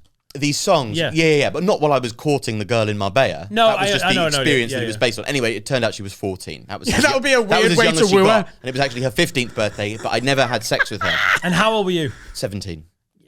Oh, I love the idea of you in Marbella just playing a song called "We All Touch Children Sometimes," and then one of them volunteers. Well, also, I mean, I had a reference to paedophilia in there, and little did I know that, you know, that's not paedophilia, is it? That's ephebophilia. Yeah. It's like if R. Kelly is not a paedophile. He is a bad nonce. But is he a nonce, though, or is he just an ephebophile? No. Paedophile is a medical term. Bad nonce It's just like a colloquialism that encapsulates paedophilia and ephebophilia. Yeah, but it doesn't. A bad nonce is someone who like wears shit webs to the game. Yeah. Isn't it? Like it's not even a paedophile anymore. Just nonce is kind of lost it. Yeah. But that's, I suppose, yeah. Yeah, but it is also those things as well. In the same way that the like LGBTQ plus community rightly called out the use of gay as a pejorative thing to describe people who just act a bit shit. Yeah. You can't call that gay because it's like that's not what our culture represents. Is that what nonces are going to do? Yeah, nonces should go, no, hang on. I wear very nice shoes to the game. I just happen to like having sex with teenage girls. Okay. Famously quiet community, though, the nonce community. They're very... They rarely that's what start I like a about them. They hashtag. keep themselves to themselves. Yeah. They don't ram it down your throat, you know? There's no nonce pride, I'll tell you that. Exactly. They have their own culture and they just get on with it. Leave me to it. Thank you very much. Paedophiles are like the opposite of vegans. Like they want no one to know about it. So sorry, it's not a paedophile. Hello, can I see the nonce menu, please? But there's no right... The Have you thing checked your is, shoes? there's no right time to bring it up. It's like, I'm afraid there's If they're a teenage girl in and around 14, 15, it's not paedophilia. No, it's ephebophilia. Or phebophilia. Right. There's two different pronunciations of it. Yeah, Okay. but it's still noncery. Yeah. Nonce. Which that, yeah. Is that in Hogwarts? I didn't know that. So There definitely was a bit of noncery at Hogwarts. Prince Andrew's an ephebophile. Yeah, Prince Andrew's not a paedophile, allegedly. Well, we don't know. Like he's only currently accused of being an ephebophile / defo bad nonce. But he might also have gone lower and we just haven't heard about it Yeah, yet. but this Imagine if he's totally innocent. He isn't though, is he? No, but imagine if he is. Like, how awful would his life be right now if he's, I just went to an understand island. what all of this is. Gave that nice girl some careers advice as she asked for. Sat on my lap. Yeah. Do you reckon he told them that they were underage before or after they did the deed? Do you reckon he went? Do you reckon he went? Oh yeah, she's 18. Because what that class is it? No, they knew what they were doing. No, but I'm saying, I don't, like, if you'd have gone, is she 18? They've gone, oh yeah. Is that not like, is he still broke? I think they might have found out No, he after the has. fact, like quite a while later. It's not like they finished shagging this young girl and then Epstein came in and went, right, do you want to find out how old she is? Okay, I'll open the envelope. Oh, Andy, bad news. Eee. But don't worry, you're not a paedophile. You're I can't even say it.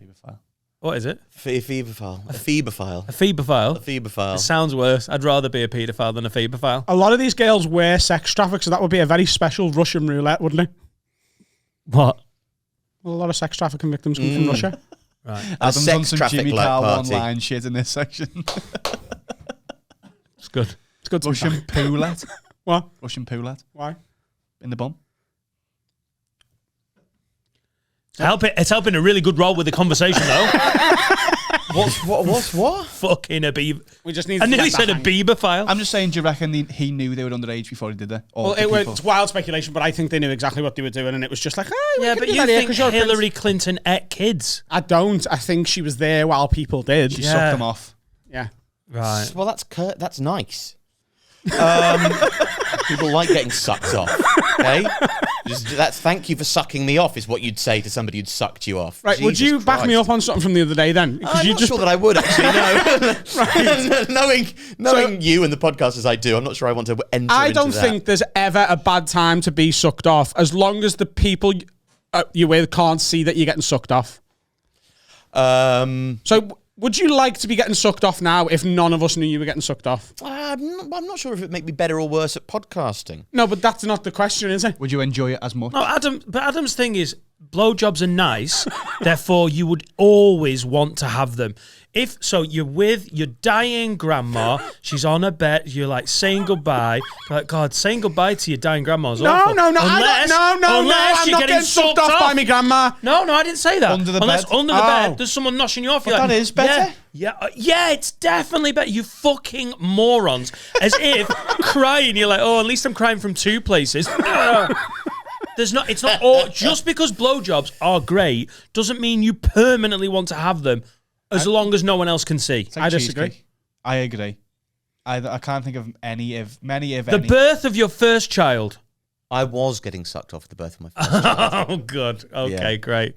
And That's private healthcare for you. Can we just yeah. park When, the bus? have I ever said? I might have said this before, but I don't think I have. When Jessie was about to give birth, and they were checking, the nurse has to come in and stick her fingers in your life partner or woman who you know, to see how dilated they are, to see how close to the baby it's coming. So the nurse came in and stuck her fingers in Jessie to see how soon the baby was going to come, and I was just sitting there next to the bed going, oh, that's cool. You just stick, and I had to, like, in order to get through how awkward I found it, I had to try and make it hot. Like I had to she's fucking stick her fingers up her fucking pussy. And I had to try and make it like hot, horny for myself so that I could get through the embarrassment. Just in your head, though. And then, yeah. Excuse me, nurse, Alice. Alice, I just read your name tag, sorry. This is fucking horny. No. So I just like to clap. Well, thank you for all your continued service during the pandemic. You fucking fit bitch. Spit on it. And then when the nurse left, I leant to Jessie and I went, oh my God, that was so fucking awkward. Like, in order to get through it, I had to like imagine it was like hot and like horny. And Jessie went, yeah, me too. I went, yes. Oh, and that's what I was talking about in the first section. What? Equal dirtiness is a really healthy thing. Yeah. If you say that to the wrong partner, babe, when you were being checked for how dilated you were, which is a really, intrusive does not do justice to the procedure, does it? You basically get worn like a fucking glove by your midwife. Yes. You have to be with the right person to be like, I found that just to get through it in my head. I had to make that dirty. And they're like, yeah. Where does the blowjob You could come really into it? upset your wife. Sorry? there. Where does the blowjob come into it? That was just a joke. I just said Bloody hell. Don't make jokes. Lad. I genuinely thought she was going to go, come on then. Well, no. That was the anaesthetist. Alice the bitch. I loved our anaesthetist. He's like, really? You have a podcast? Really? Show me. Laura's literally getting drugs put into her. He's like, yeah, that's doing its thing. I love podcasts, love comedy. Have a word. And he's like, I found it on YouTube. Laura's just like, what are you doing? Just making friends with the guy who's drugging you. Speaking about the equal dirty thing, now that I'm a single man, I think I'm going to experiment a little bit, because the other day I watched an Asian farmer dominatrix and I was into it. How does farmer come into Asian farmer. She was Chinese it? Yeah, Yeah, that's in Asia. farmer, Yeah, that's a job. that's a job. and she was just abusing the farmhand. And I want to find my own farmhand and abuse him. That sounds awful. Yeah. Was the farmhand Asian? No, What ethnicity was he? he was one of me. Was he white? Yeah. That's cool.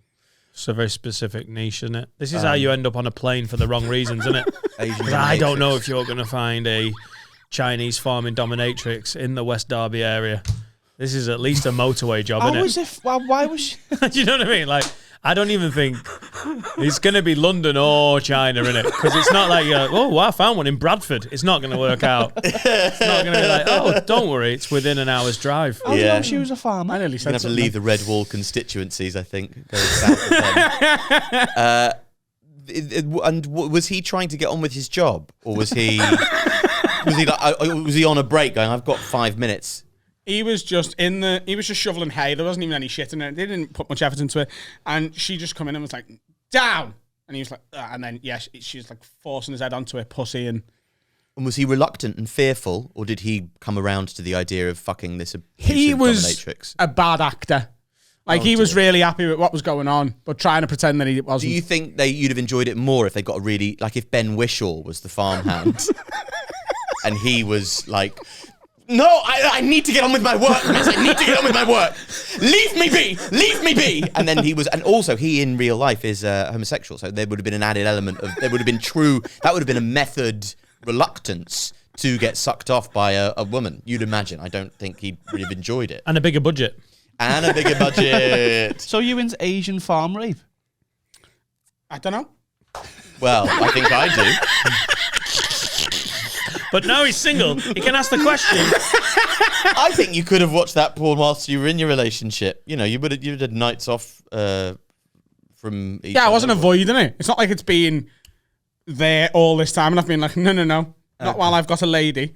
It was on my homepage of Pornhub. Oh, Those so it's the algorithm. are really smart, aren't they? Pornhub's gone like, I think Adam might have split up. Like, there's so many computer systems going. He's either hungover as fuck. He's just had salt and pepper chicken. Maybe the algorithm knows when you're vulnerable, and that's when it decides to deliver you the really spicy stuff. It goes, oh, poor sausage. There you go. There's That's the title of the video. Somebody fucking themselves with a kind of vulture's neck or something. I love it when you go into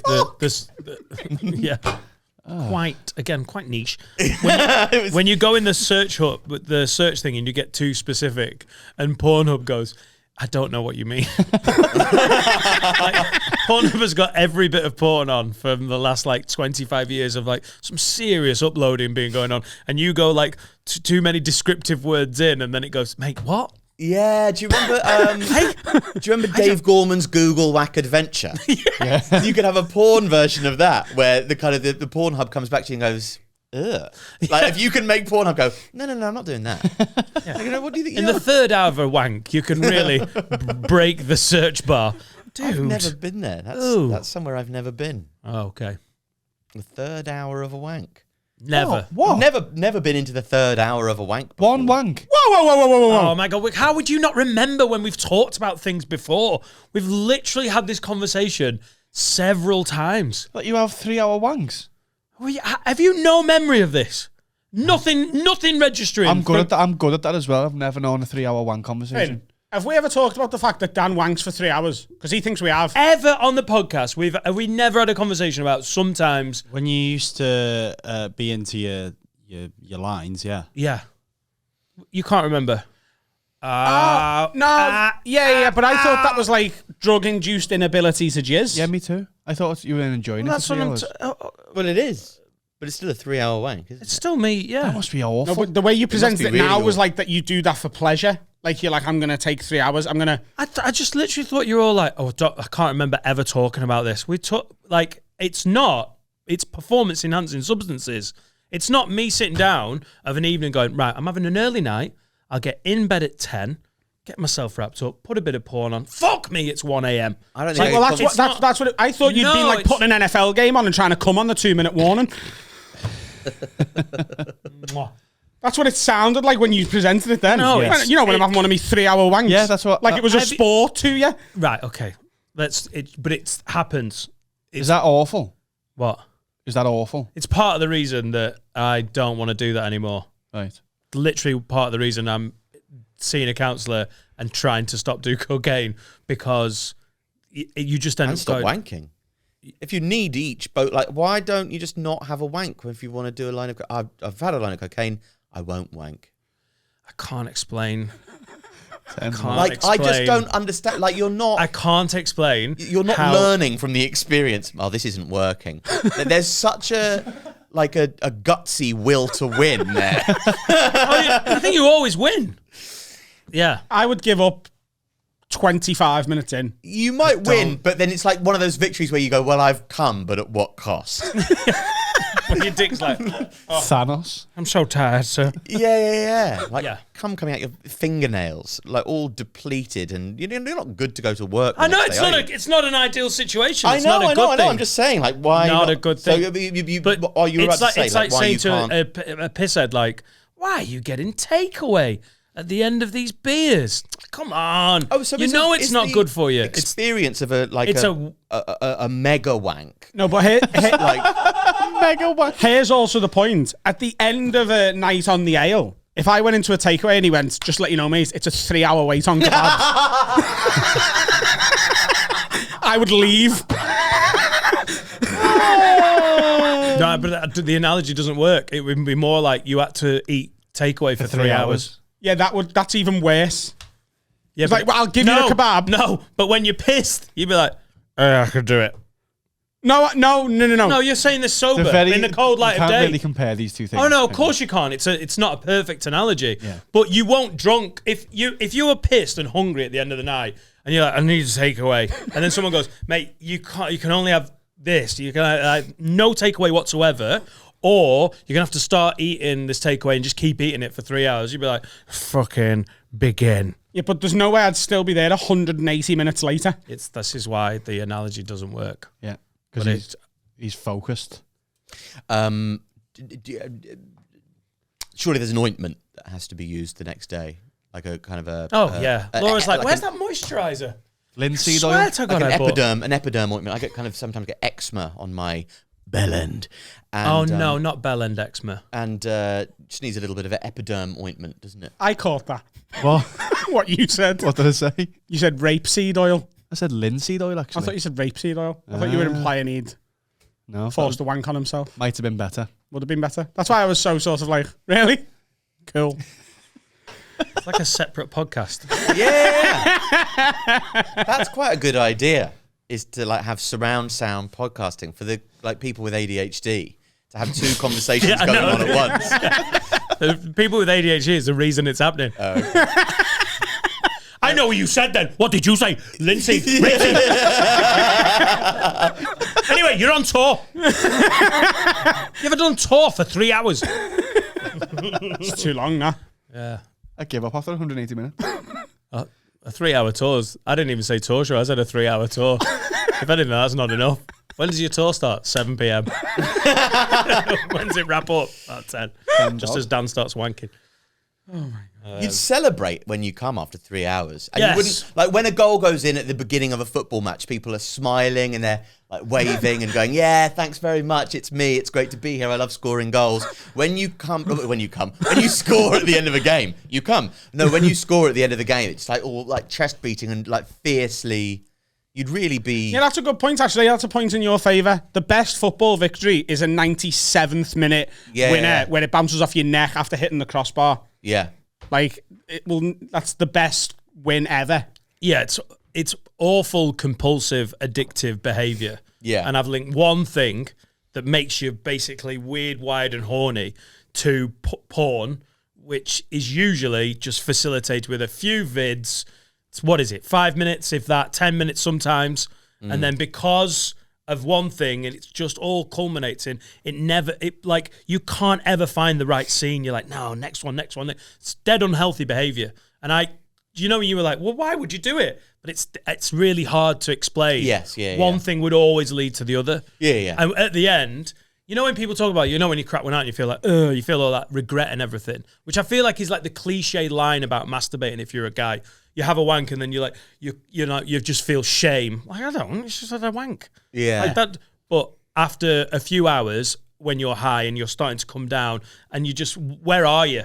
Like in the garden office, like a little fucking perv. Yeah, I remember trying to explain to Jesse once why I carried on drinking after I'd thrown up.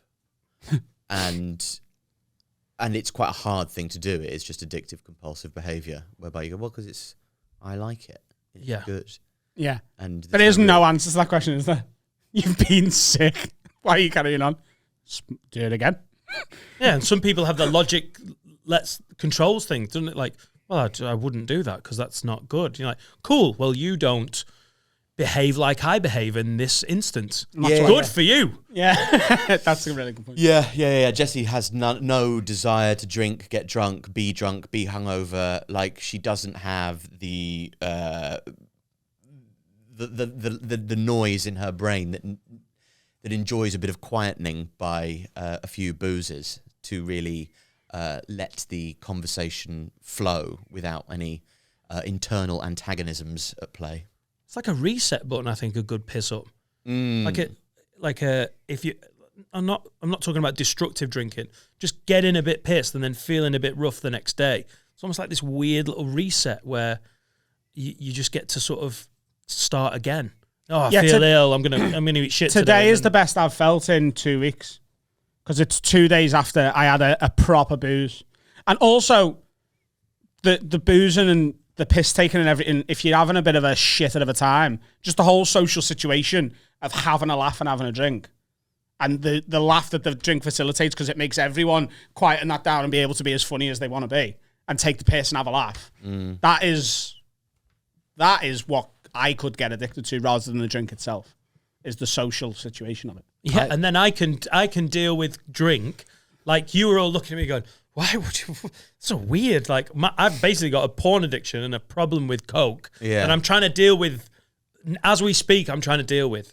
Right? Oh, okay. So well, those two things in conjunction probably. But literally, people look at you like, "What's weird? Why would you do that? I don't do that." Yeah, cool. yeah. But I can talk about boozing now and be like, yeah, just once every few weeks, maybe once a month, get smashed and feel great. And people be watching this and be like, we're talking about what's killing them so flippantly, because as you know, and you've had it in your family and everything, booze must be the hardest thing to be addicted to, like to have a real problem with. Oh, in our because job it's especially. fucking everywhere. Because we work in pubs, essentially, yeah, and but bars. But it's everywhere. It's available everywhere, socially, with your family, with your friends, with work drinks. Yeah, if you're addicted to alcohol, as fuck. Almost every social situation you could possibly end up in for the next year. If you decide to quit drinking today, you're going to have to do a multiple of social situations where a lot, if not all the other people around you are doing the thing you've told yourself you can't do anymore. Whereas if you're addicted to coke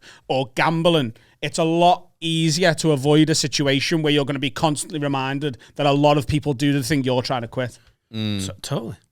I quit drinking for 2 years. I was the designated driver between the ages of about 22 and 24, and every experience that you associate with, you know, the going out, like dancing at somewhere, like getting off with somebody whilst dancing, going back and having casual sex. There is no such thing as casual sex when you're sober. There's no degree of casuality with which you can like render yourself naked in front of a stranger and go, "Do you want my private cock?" Well, it could go in your private mouth. Strained. It's Alice, isn't it? What the fuck are you? No, you can't have like casual sex sober. It's like dementing. With someone else sober, because then there's also the layer of like they've got to be sober, or if you're sober and they're drunk. Went out on dates as a sober man, and I went like, you sort of have to say at the beginning of a date, like, "Oh, you're drinking. I'm not drinking, by the way, so I'm not drinking, but I'm also I'm a sober non-date rapist. So I am not date raping you, but at the same time I am not drinking. So I will have more control later on, but not that you wouldn't need. And you also like second guessing yourself the whole time and going through this like spiral of like prevention. And then this girl, "Oh no, should we go back to yours?" Yeah, but like, how sober are you?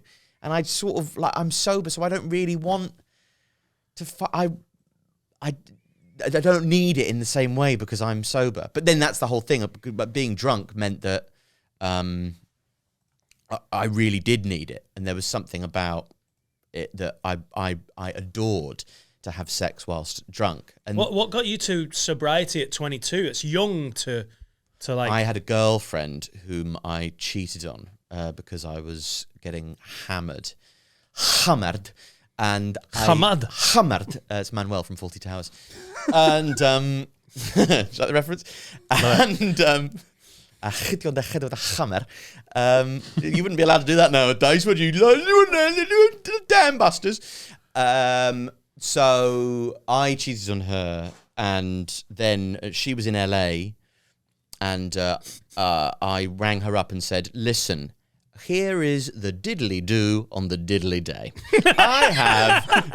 I put my private penis I put my private penis in someone else's private mouth. in somebody else's private pussy, actually. Which I'm not sure if that makes it better or worse for you, whether it makes it more or less intimate. Whatever. I won't go into details, but cheating has been done.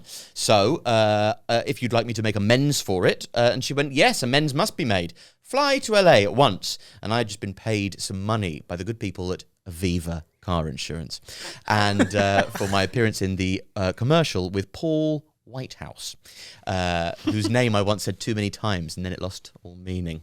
Bit of fun you can have with Paul Whitehouse. So I flew to LA with a one-way ticket to LA, not knowing where I was staying, only having applied for the visa on the way to the thing, the holiday visa. And as soon as I got to LA, I'd been drinking on the and crying on the plane. I was incredibly pale looking, tired looking. Got to customs in LA, and this tiny, very dense looking Asian woman who was very strict as well. You would have liked her. She was one trowel away from being sexy. Yeah, I didn't have my garden hoe with me, but I'm sure she would have appreciated the double entendre that I could have made. Anyway, she said, do you know where you're staying? And I went, no.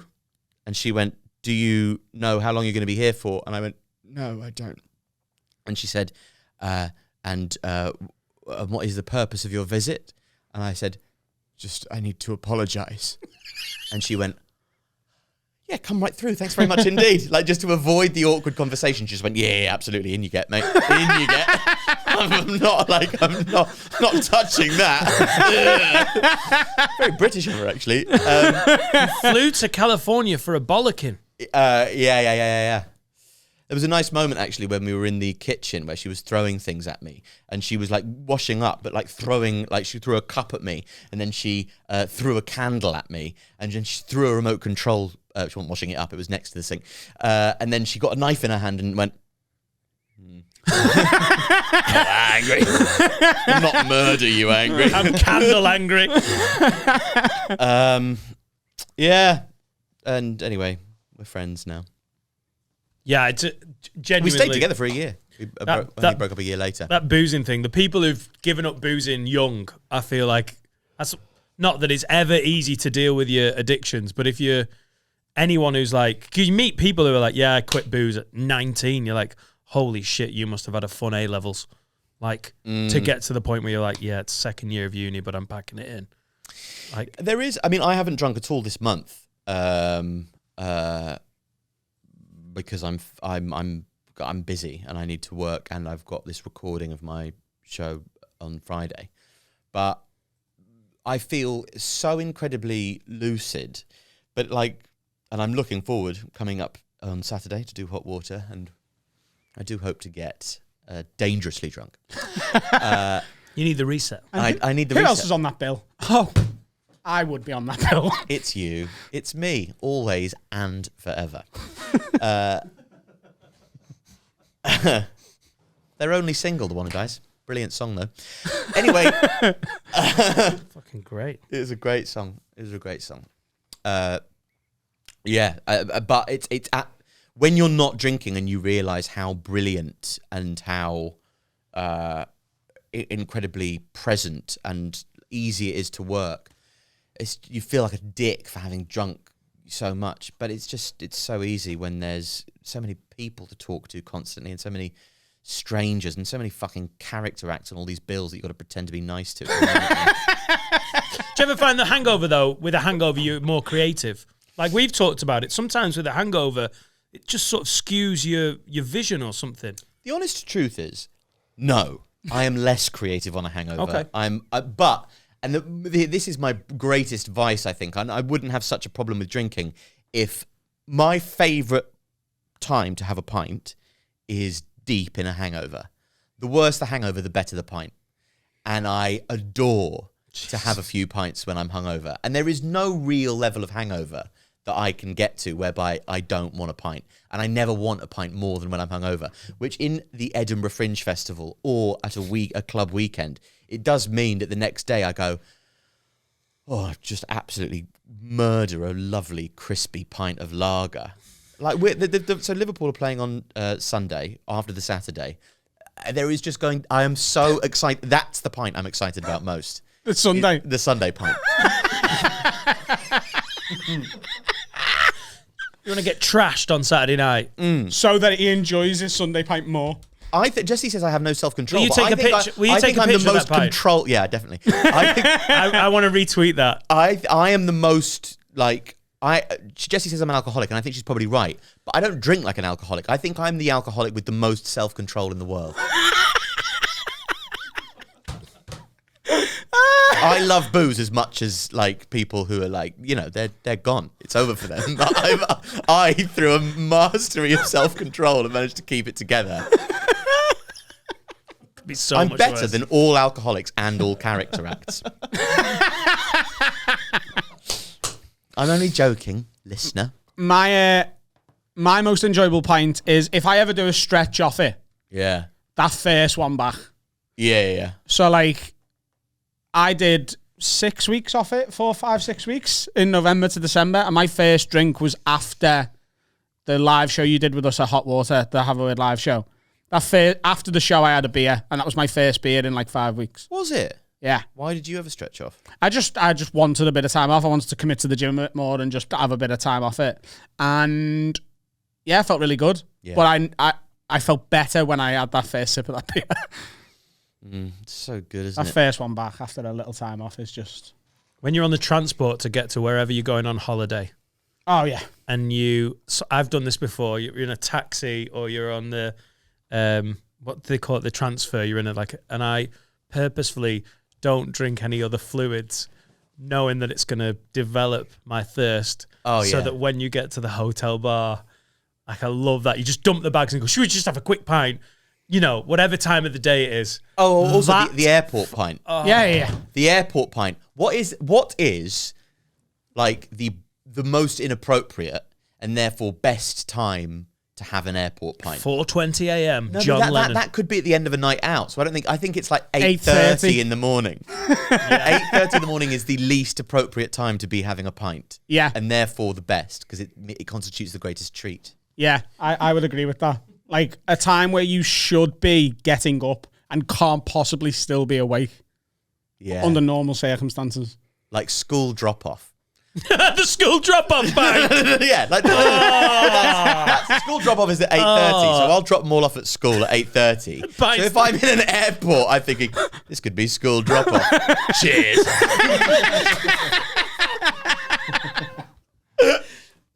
As opposed to actually having a pint on the school drop-off. Well, I've Nah, there never you done go. that before, and I think I the will nativity. have to. I think I will have to heed Jesse's call to stop drinking forever if ever I do drink on. The Yeah, there are school. certain pints that if you're like, I just love that, like, you know, school sports day. Oh, I tell you what, a beer. Run, you little cunt. A beer at a children's birthday party when all the Yeah. sort of the adults implicitly agree, shall we just get ever so slightly pissed to make this more bearable for all of us? Because obviously we don't know each other. Good chance that we wouldn't like each other if we met in the wild. So shall we just make each other a little bit easier for ourselves to deal with by having these few pints? I put my we put my money behind the bar at my kid's 7th. Open bar for the 7th beer. That's sick. The level of judgment of that pint, though. Laura came back from a birthday party recently. She was like, yeah, we had a nice time. It was at so-and-so's house, and they did a party. Because you can do soft play or whatever. And they were like, Dad was there and had a beer. She was like raised eyebrows, like, I mean, fine, I had a beer. It's like, you've damn right. He's got 27 kids in his fucking house. Not surprised it wasn't a bottle of fucking tequila. If we have a home party of mine, I want all the dads to know we've got some patrons, we've got some fun. There will be a open bar in my garden office The kids can have the garden and the house. You are welcome to come into my fucking garden office. There'll be lines, there'll be Patron, there'll be fucking booze. There'll be no raised eyebrows. I think there's a business idea in this, you know. I think supplying well-stocked bars for children's birthday parties. So you do like bouncy castle and bar combo. Oh no, you get a caravan. You get a Winnebago. What do they call it? Like an RV. Yeah, an RV. So you pull up, and in it you've got the fucking the bouncy castle. You get that out, get it in the garden, and then there's a stocked bar in the caravan. You're like, kids party there, all the dads just in the fucking RV. I genuinely think that might be like $1 billion business. I know we work in pounds, but dollars sounds more impressive. Yeah, even £1 billion would be more. Yeah. But no, I think you sold the idea well. I think, yeah, well, that's great. I'm happy to enter into this phase of planning the business if you'd have me. Yes. It was a great. Yeah, the other one I went to the other day was a science party. So all the kids were like going, "Oh, look, it's you can put a spike through a balloon, it doesn't burst, and here's how." And we're all at the back knocking back wines. Oh God, I want to do kids parties with your. Do you not have that with your kids' parties? I mean, we're reception age. There's a lot of getting to reception know age, you. You're about to embark upon the... Yeah, I feel like you're just finding out who the sound ones are. Laura will absolutely despise me talking about this. She's like, what if anyone hears it or thinks something? You're talking about that Derek cunt. As if I know their names. I literally know so-and-so's dad. Oh, God. Oh, yeah. When's it inappropriate? Like, obviously, getting a bar at your children's birthday, but you wouldn't necessarily take your kid to a soft play centre that had like a £5 for 2 Jaeger bombs offer, would you? I think you'd be a little bit suspicious of that. Well, that's not drinking as like drinking for. I'll have is that an IPA? I'll have an IPA. Yeah, thank you very much. But if you're, can I have 2 shots of tequila, please, with a wedge of lemon, a bit of salt. Thank you. Yeah. Oh, brilliant. Yeah. Yeah, wonderful, honey. Have a good time. Yeah. Whenever you can do 3 Jaeger bombs and 4 fruit shoots as an order. Probably not the right place. Should you have a little interval? Let's have a break. God, can we have a beer? Yeah. Oh, yeah. Hello, ladies and gentlemen. We interrupt this week's broadcast of the Have a Word podcast to ask you for a favour. Could you do us a favour? Could you drop us a comment? Could you like it if you're watching on YouTube? Could you share all this with your friends? And make sure you're subscribed. And if it's on YouTube, ring the bell too. You'll get notified every time we drop an episode. And that's fantastic for you. And we're on social media as well. So follow us at Have a Word Pod on all good social media platforms. And if you do follow us on social media and you see one of our videos, fucking share it. A lot of hard work goes into them and it helps spread the word. And we'd really appreciate it. Nice one. Go ahead. Right. This is how we're doing. I mean, On a Friday night. This is how we're doing. This is how we're doing. Trucks. And the West Coast party like nobody does. Got the keys to my tuk-tuks. Oh, well, that was racist. But then again, Carl's having a racist 2022. Is that your New Year's resolution, to be more racist? To be more inclusive, yeah. Oh, it's not All racism. the racism. Oh, Everyone's right. getting it. Yeah, but it's inclusivity. Wait till I start on the fucking whites. Honkies. All of the racism. I need to label. Get some more whites in here, baby. Because I can't remember which jingle's which. We're going to do some Agony Adam. Yes, Adam, I'm here to help. Hey, did you know, Alfie? Adam gives some fucking great advice. You might sometimes. So people write in and specifically ask me for advice now. Okay. And we're all to chip in, but it's, This is from Anonymous, Wag Lids. I've just turned 22 and met a 29-year-old in a bar on Saturday. Easily the fittest MILF I've ever seen. Whoa. Just start that again. Right, bruv? You ready, bruv? She left me from Jonathan from church. From Anonymous. Wag Lids. I've just turned 22 and I met a 29-year-old in a bar on Saturday. So she's 22, 29, right? Easily the fittest MILF I've ever seen. I'm older than MILFs. Yeah, MILF's not 29. Sorry, MILF's. If she's got a kid, she is. Yeah, I No, know- but that's just that technicality. It's not. Yeah, it's right. not at all.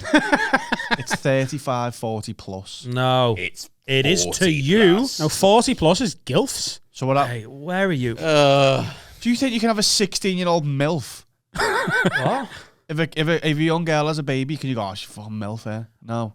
MILF's a I don't want to certain fuck any 16-year-olds. You can have an 18 years and 1 day year old MILF. Let's not ask Alfie about it. He's done a one-man show about it. It's 35, Musical. 40 It was a plus. musical. Carl, I hate to hit you with this. It isn't really. What's MILF then? It's in and around 29, 30 and above. 29. Because you're 29, you can't see it from any other. The kid's 22, and in his head, it's an older woman, isn't it? I And I remember think when in porn terms, if you're 29 and still doing porn, I would suggest you'd get categorized as a MILF. I've got to be honest, when I was 18, I got off with a 32-year-old in the Cavern Club in Liverpool. And at the time, I felt like, a bit of granny fanny there. Like, genuinely. That's what it felt like at the time. 32. Did you get offered Hello, it by her, or was it her No, I got off with it. keeper? Like, Oh, yeah, you yeah. got. Oh, I thought you said you offered her. Yeah. By one of the proprietors of the Cavern Club, doling out Welcome, women. welcome, my friend.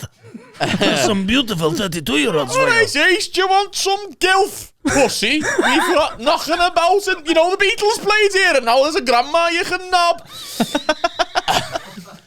She's 32, but she's got a few good years left. So, Yeah, actually, it was over the road. Anyway, do you want to roll that? Enid? That's such a good reference. 20. She's 29. So, You do not look markedly different enough at 29 from what you looked at 22 for if you've, it depends on how many sunbeds you've had, like, to constitute now being a MILF. MILF is you need to have had or at least gone through some years of Pain. decay. he was, how old were you that night out? 18. And she was 32. I know, I was also... And he had I was, a generation above MILF at Gilf. 14 years, and he was like, oh my God. Like, grandma pum. Yeah. Yeah, but I had sex with a 32-year-old when I was 18, but I never thought of her as a MILF. I suppose because she was so obviously childless. But in her demeanour, I mean. Google, the general consensus on Google is 35 and above for a MILF. Is that the chair? It's the general consensus. Anyway, shall we ask the question? No, let's all shout about this woman who... I think but you see his point. Yes. Because I read To it and I him, was like, she's an older lady. Yeah, 29 isn't a MILF, is it? Like but to a 22-year-old, It's old. it's a lady. Yeah. It's a woman. Got a mortgage. She's a lady. Easily the fittest older lady who's not categorized by Google as a MILF. Happy with that? Just edit that in. Look at me. Thank you. Petter. Doing Anyway, we got texting on Sunday. God, she can use a phone. Knock that off. Yeah. I she's a told MILF. her I was just. It's good that you're not being racist. Is she a black MILF, Carl? You can be. All right. Anyway, we got texting on Sunday. I told her I was 25. She believed it, and now I need to seal the deal. I know Adam and Sensei are around this age, and you were once young as well, Dan. Sorry, it's good. No one else, because they're so used to the banter. They're like, yeah, Dan is dead old. Yeah. He's a great gilfer. I know Adam says, well, this girl is obviously not going to be impressed with the same shit someone my age is. So what's your best tips for taking out or impressing a nearly 30-year-old woman? P.S. Got tickets for both your tours this year in Shrewsbury. Can't wait. Ask her what her favourite Pokemon cards were. Yeah, because she's into it. So he's 22 and she's 29 and he wants to impress her. Yeah. Because she's a lady. That'd impress me. So you think, ask her what her favourite Pokemon cards were. He will have missed the Pokemon generation. This will be some Yu-Gi-Oh twat, right? Yu-Gi-Oh! Twat. It will be. She was banging to Pokemon 100%, like everyone else was at exactly our age. She's mine and Carl's age, isn't she? She will have been into it. And the fact that he should research it first, in fact, what he should do is get a Game Boy Color and Pokemon blue, red, or yellow. Clock it. And finish it and then talk to her about it as if he's always been into it. And that'll be like, he'll be like, oh yeah, I've always been old for my age. I was into Pokemon when I was just cum. Look at me cock. Yeah. Why what's- people it's a bit- asking give me- me for advice again? Because they're so good at it. And what's going to be difficult now is there's a lot of 29-year-old women listening and watching who are just so turned on they can't concentrate on Adam's answer. Like, oh fuck, Adam's talking Pokemon, and they get to me fucking more. My 7-year-old child's into Pokemon. yeah, but it's not theirs. Yeah. Right. Yeah, they're into Pokemon the way like I was into the SNES. It's like retro. It's like, oh, this is what. It's new Pokemon as well. It's not the classic Pokemon. Yes. It's the bastardized. The fact that he could go to it and be like, oh yeah, I actually only believe there's 150 Pokemon. The rest, 151. The rest of them, well, although one of them was genetically modified, it doesn't really count. The rest of them Get aren't that actually kitchen real. roll, ladies. Get that kitchen roll. Watch Mona the Vampire. All of them. And just chat about that. She'd be fucking loving that, mate. Ask her what her favourite episode of Arthur is. Yeah. When he fucking whacks her. What a wonderful time of day. You could learn to look and play. I've forgotten Along all the with lyrics. each other. Hey. And this is what women your age want. Yes. We know. Yeah. What was her favourite Powerpuff Girl and why was it Fucking definitely Buttercup? Great Mel She the blonde Gibson one. film. Yeah, Buttercup was fit, mate. It would be a great Mel Gibson film. She was a What 29-year-old Scouse women want, starring Adam Rowe. We've already remade Batman. Let's remake What Women Want. Yeah. Not with Mel Gibson, with old Adam Rowe. Pokemon! Yeah. It was Best episode of Arthur. It was You fitter, just tie it all. Angelica. You got to remember, right? If she's interested in this guy, it's uncommon. I'm not saying it doesn't happen, but it's often uncommon for girls to go with men who are younger than them, specifically 7 years. Like generally speaking, women like a couple of years older a lot of the time, especially when they get into late 20s, right? So she has got to think, oh, he's mature. He's into the same things I am. We could relate to each other. So he needs to remind her of what it felt like to be younger and the cartoon she was into. Yes. Isn't Dee Dee fit in Dexter's Lab? But wasn't she also a fucking bitch who got in the way? Yeah. Angelica, evil. Say but that. also- Say that last bit. Say that last bit about Phoebe. I can't. Listen, I can't comment. What do I know? 29. Fucking. Phoebe. I'm telling you, I'm right. Alfie, what do you think? I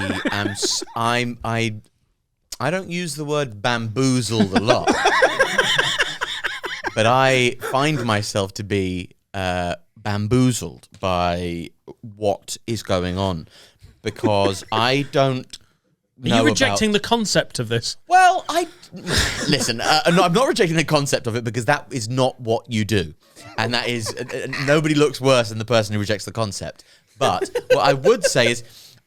And also what you need to get, I think, you know, from my point of view, what the circle I need to square in this segment of the show is finding humour in the situation, but also not just go, what? So like, He's just articulated my work in process. Hey, like, just what the fuck are you on about? What's talking about Pokemon? Surely that's not going to help. But at the same time, yeah, brilliant. I mean, maybe ask her. About other things as well, like Discos and Panda Pop. yeah, or like if she liked How Bizarre by OMC, or is that like slightly too old for her? Probably too old. Yeah, probably. Too old. I've nailed it. Forget the cartoons. If you agree with Dan and Alfie and cartoons aren't the only way to go forward, ask her whose side she was on, Eamon's or Frankie's. Oh yeah, fuck you right back. right now, what you've got to do is fill in the gap for the people who don't know what the fuck you're on about. Right? Yeah. So in the early 2000s, I love it. You were just gonna leave it.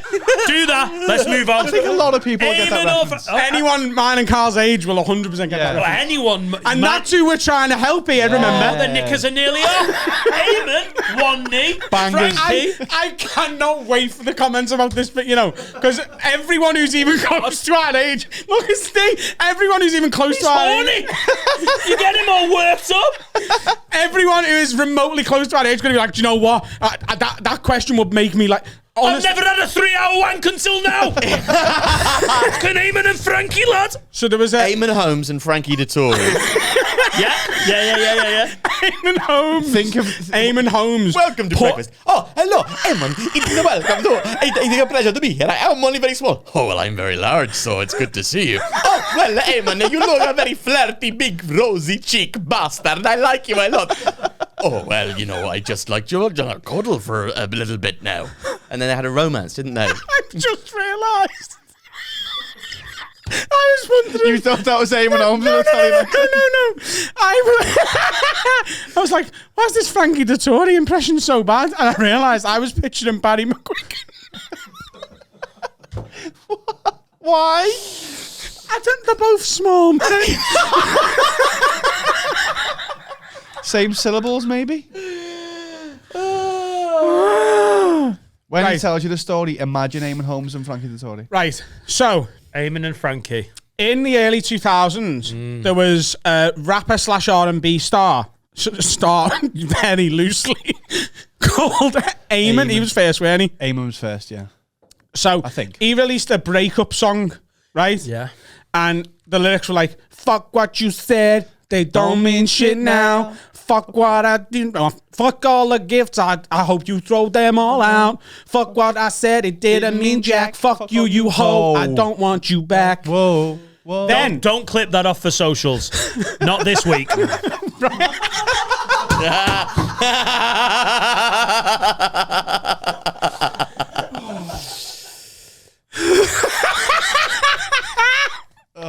and then God, you really delivered that, Adam.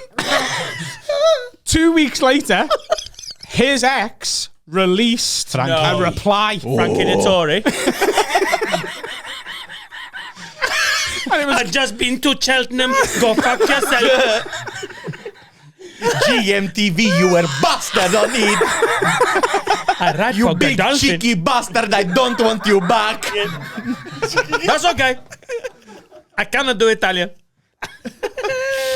You know then. You know it. He's doing well. Go on. Then they've come back. So, look how happy you are. I love it when he cries. it was to this exact same tune, which this is what made it really funny. Because I remember I bought both, right? So I remember reading on the back. So the reply was called Fuck You Right Back, and it was the exact same melody, the exact same song. Essentially, they changed like the key slightly, and it was Fuck You Right Back. It was like a reply. Yeah. But then, like, because of like music law, if you actually read the CD, he essentially owned a version as well. Yeah. So it was like a thing. But yeah. 2004 it was. Official charts, Eamon versus Frankie. Do you want to see them? Should we get a little visual on them? And we'll drop that in. This was and in the we'll music. Drop that in here. The music video either when you'd sit and wait for your favourite song. Oh my God, it's Eamon and Frankie. You'd sit and wait for these. Now I know them. Now I know them. Vanilla Ice's child. But you'd wait for the song to come on the music channel because they were Oh, bangers. got another one. Just text her, wonky donkey, and see what she says. Do you want to know a fact? Yes. My dad wrote that song. What? My dad Yeah, wrote that the thing. song Wonky Donkey. Fuck off. My dad wrote the song Wonky Donkey. Just the repeated wonky donkey words. And the melody and the tune, and he was the Wonky one singing it on donkey. SMTV, the voice that you heard. Wonky Donkey. That's wild. Yep. Very different upbringing. Yeah. I once went to California for a breakup. We have lived different, lads. I want that to be the teaser for the episode, by the way. Just Alfie's gone. My dad wrote wonky donkey. He did all the music for SMTV Live. That's great. Yeah, you know, I'm not sure it was quite the cash donkey that you think it was, but Well, it's going to get someone laid now, so you know, it's going to pay out eventually. Yes.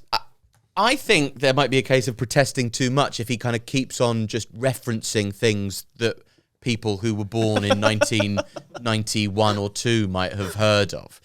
So shouldn't he just kind of quietly sort of approach life with a sort of disdain and like a sense of defeat that only really broaches you as you kind of creep up on 30? Nah, shout just wonky donkey. Okay. Just keep it lighter. Okay. Wonky donkey. All right. I was just trying There's to a think fear of of your own mortality and impending old are you, loneliness Alfie? really encroaching Sorry, on how you. old are you? I'm 34 years old. Do you not like your 30s? No, no, I prefer them. I just, but I think it's quite specific for me in this. A lot of people who are in more traditional lines of work, I think, are are finding them quite difficult. Whereas for me, starting to do well for the first time in my entire life, I'm quite enjoying it. Yeah, I can't wait to be 30. And as a comedian, the older you get, the more things you've got to talk about and more experience. And yeah, exactly. was that a no? No, it really, really was. I was just thinking about how many times my common law wife has been pregnant, almost as if I'm trying to generate material with my own ball bag. Don't call it that. Sorry. Yeah. But you don't do dad material. I've never seen you really do much dad stuff. No, but I think it. I have a sense of ennui that is like informed by my parenthood. Right, okay. And also, I think it gives me license to be a certain way on stage that I otherwise wouldn't have. Oh, it's definitely you have more authority as an older comic. Yeah, I'm not saying you're a better comic, but there's more rooms where you walk on and they go, yep, comedian.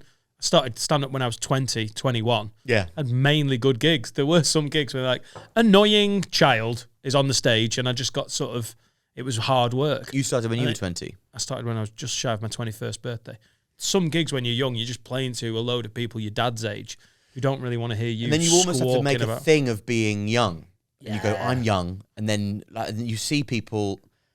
I think one of my first ever bits was about being young. I'm young. That's my thing. I've only got a couple more years left in it. And I was talking about how I could make a thing of being young now, but I wouldn't always have that. And then I'd have to think of something else to be. Yeah. And they're the comics that we really enjoy now, aren't we? Yeah. That's right. You know what I'm like? I'm bloody young. You're like, oh, God, grow up. You're 29. Feel some misery. You're 29. Yeah. You know that there's only 151 Ask her Pokemon. whether she was as shocked as the rest of the nation when Will Young won Pop Idol. Over Gareth Gates. Yeah. Fix. I think there's... To this day, it doesn't make any sense. Gareth the bookies, Gates, they were laughing all the way to the proverbial bank. Yeah. What's the proverb? Proverbial bank. What's the proverb? I just... Not the bank. Where you banking these days? Bet365. The proverbial bank.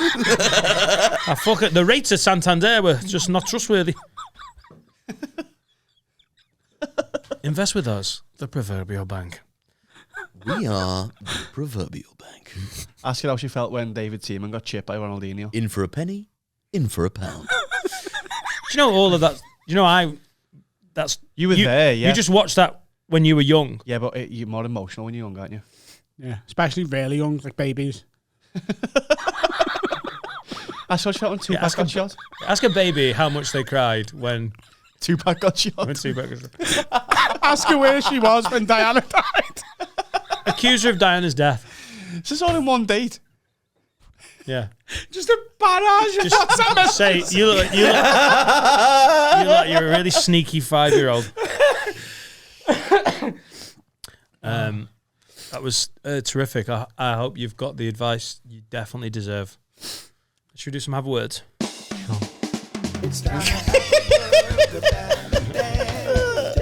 That's it. That's the Ask Adam section, is it? That's it then. Handing that to Alfie was a bit of a shit move, wasn't it? You're like, say what wonky donkey. Like, Alfie, what do you think? And you're like, I'm bamboozled. And I think it's valid. I love doing the advice, but Because your personal life's going so well, isn't it? Yeah. Some have words now. I've got experience. There you go, you see. Wag lads, please can you have a word with my mate Jono? When we were younger, he told me he always washes his knob after a piss, as he wants it to be clean all the time for hygiene reasons, and just in case he gets a random shag. Recently, I met up with him. We went out for food. He'd gone to the toilet, and I went shortly after, only to find him washing his bell end off in the sink. I said, "No way, you actually do it." And he then carried on as if if it was completely normal. He even dried it in that mad Dyson hand dryer. No. I said he has to stop doing it as we were out around midday and a kid or anyone could walk in, and which is weird as fuck. Can you have a word with him? as he thinks I'm making a big deal out of nothing. He says, loads of lads do this. Surely this cannot be normal. Please have a word with him. It's better to have a smelly cock. Okay, I'm breaking a golden rule here. Yeah. Because I will absolutely answer this question, but I'm going on record to say it's horse shit. He might wash his knob in the sink. There is absolutely no way he dangles his cock into a Dyson Airblade. No, but you could do it in the... What's that going to I don't know what just happened, but my shitty Bixby, which is like the Samsung Siri, for the first time ever on the Googling podcast, what I was saying. just heard something. Adam said and went, and my the auto right started going, washing his dick in the sink. Yeah, it does. Listen, Hey, can you understand why you wouldn't have to dip it in like it's a sort of you're dunking a cookie or biscuit. You could just because the sides are open as well. They don't have walls up the sides, so you could. And I think I'd be quite interested because do you ever put your hands in the Dyson Airblade and then watch the jet of air kind of push your skin in? Yeah. I'd quite like to see what that looked like. Yeah, because it only really stops at the bone in your hand, doesn't it? And there's no bone in your cock. No. That's absolutely true. The proverbial cock. Can I just go on record and say those Dyson Air hand blade things are fucking rank. They're rank. They're fine when they're brand new, like woo, and when they're even just a bit old, you're just like you're putting your hand in, and there's just like residuals everywhere.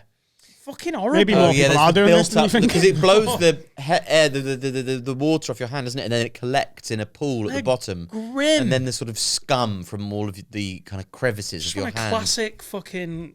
Classic. That is Down. classic hand washing. I often now, this is the truth. When I wash my hands in a public toilet, I just go back into the cubicle and I use tissue to dry my hands. I think it's pretty good policy. Yeah. Yeah. I also use I hand think sanitizer now. there's a lot of understanding in a male bathroom. I don't think there's loads of judgment. Like if you see a lad drying off his pants under a hand dryer, it's international. Oh, you've spilt a drink and you don't want to look like you've jizzed on your pants. Yeah. There's a lot of understanding. Yeah. But I think washing your dick in the sink is going to get a few... I think you're going to end up with a duty manager. You just have to be a little bit more pragmatic than that and think if it is a big deal to you, as I think it should be to all of us, to have a clean penis, then you want to make sure that your penis is clean when you leave the house so that you don't need to use public restrooms to wash it. You need to... If your dick cleanliness isn't sustainable enough to carry you through a few hours out the house, then I might venture to suggest that you haven't cleaned your dick properly in the first place. Yeah. And if you've had a dick clean before you leave and then you're worried after an hour and a half of sitting in a fucking Nando's that you're dirty down there. Yeah, that's a medical thing, isn't it? Yeah. What's the OCD, innit? Does it not mean Yeah. post piss? Yeah. Yeah. So he's worried about any A little urine. bit of Do you dab your dick with a bit of tissue? Do you ever get a bit of... Always. in the sink. Do you ever get a bit of tissue and just on the end? Yeah, just to blot it. Yeah. Just to Yeah, you dab like a gentleman at the end of a meal. Yeah, either yeah. side. dab the drips from each nook of your roo hole. Yeah. Yeah. And Oh yeah, lad. I wipe it on the door. you what? Just wipe it on the door. You really? I love it when everyone's taking Carl really literally today. God, that's weird, Carl. That's not clean at I all. think you do that. No. Do you dab your dick Do I dry my dick? with a tissue? Yeah, you dry it, yeah. With a tissue? Well, else someone use my hand. Did you not just have a little wiggle off? Yeah, you shake it, but then there's always a little bit of residual. Oh, you're a residual dabber. Oh, touche. sir. I'm not. I just Are you a dabber? yeah, just shake. If I'm just in a shake there. cubicle, I will often dab. But if I'm at a urinal, you can't, can you? No. So No, you can't. you can't whip with out your own a little, tissue. a little pack of Or hankies. worse, a hanky. Yeah. Put my little pocket Kleenex square. balsam here and just dab the end of my from your bell. sleeve like a fucking nana. Hey, Ted Alice. hanky comes in. I don't think you should say anything for the rest of the episode. Who's in charge here? What's up, bitch? Why don't you just... That redeemed it, actually, yeah. We just have a shower before you bonk. If you meet someone and they're like, I want it.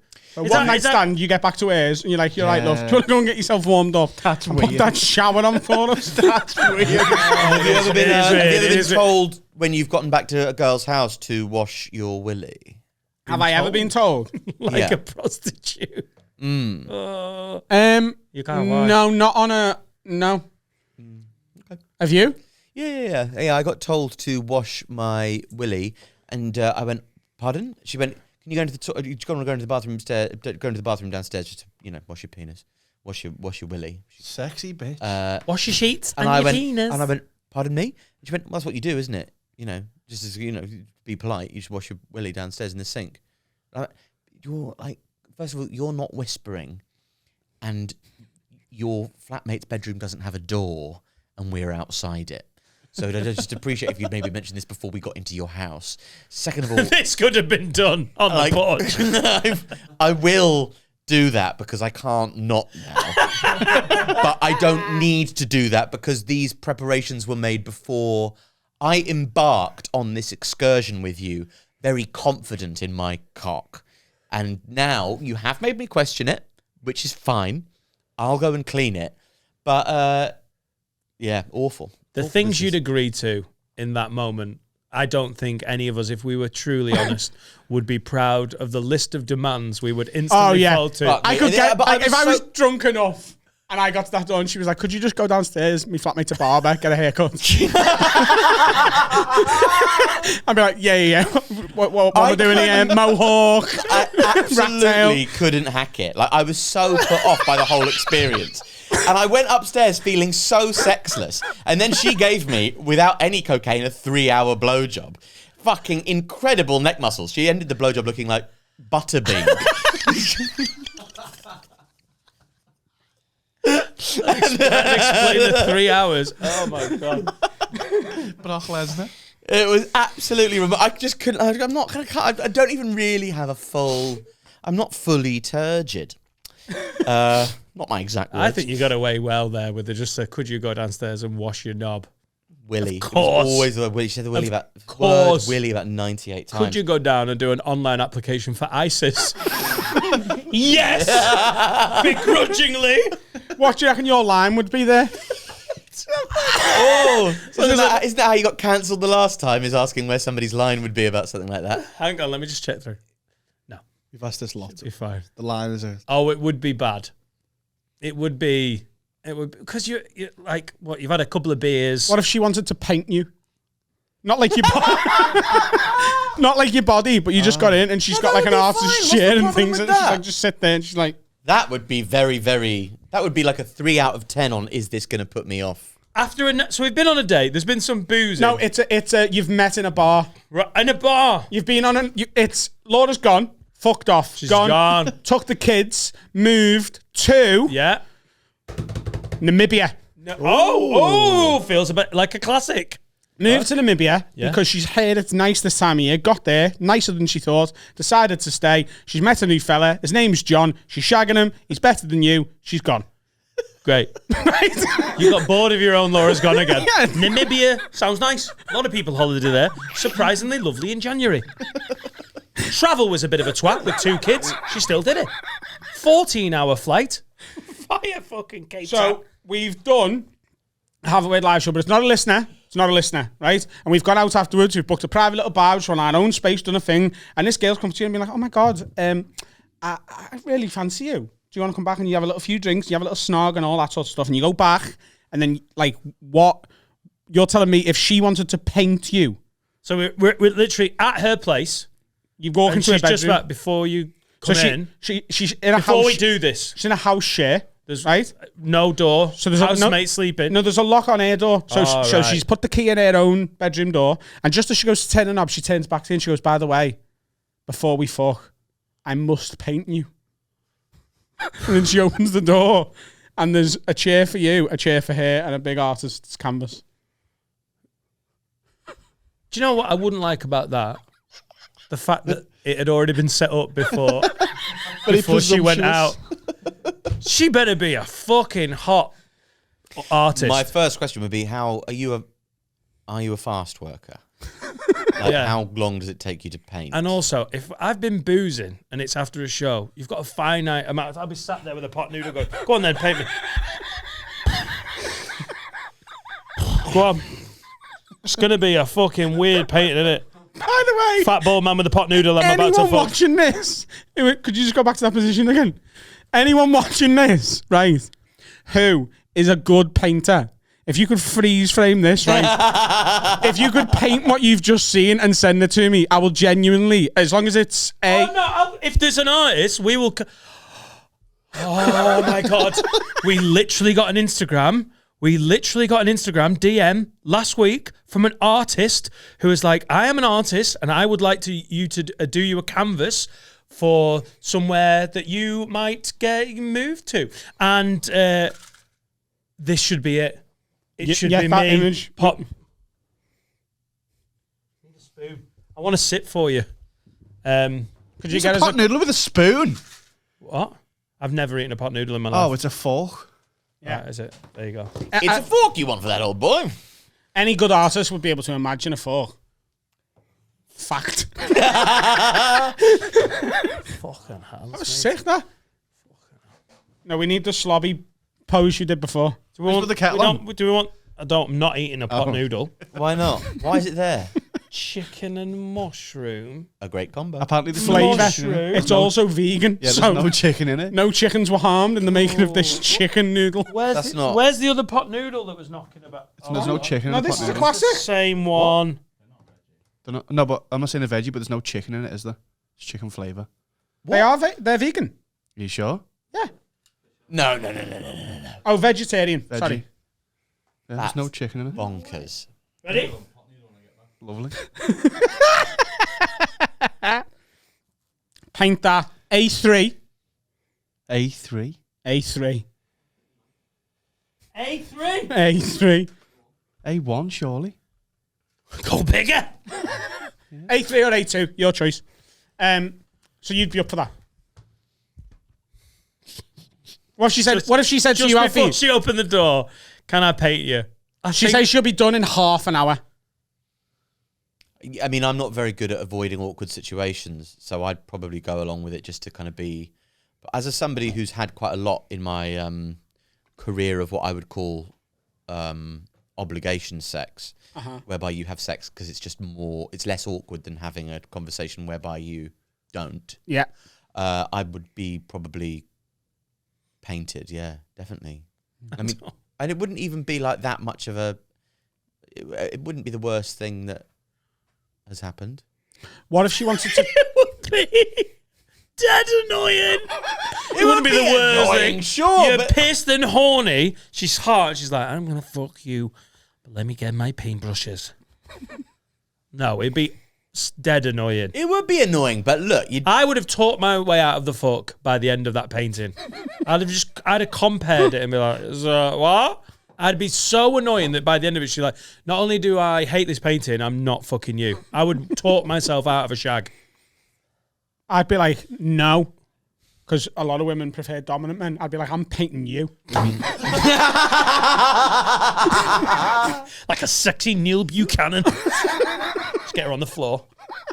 This would look shit out if you had a camera way up there. Yeah, I think that might be close to my line.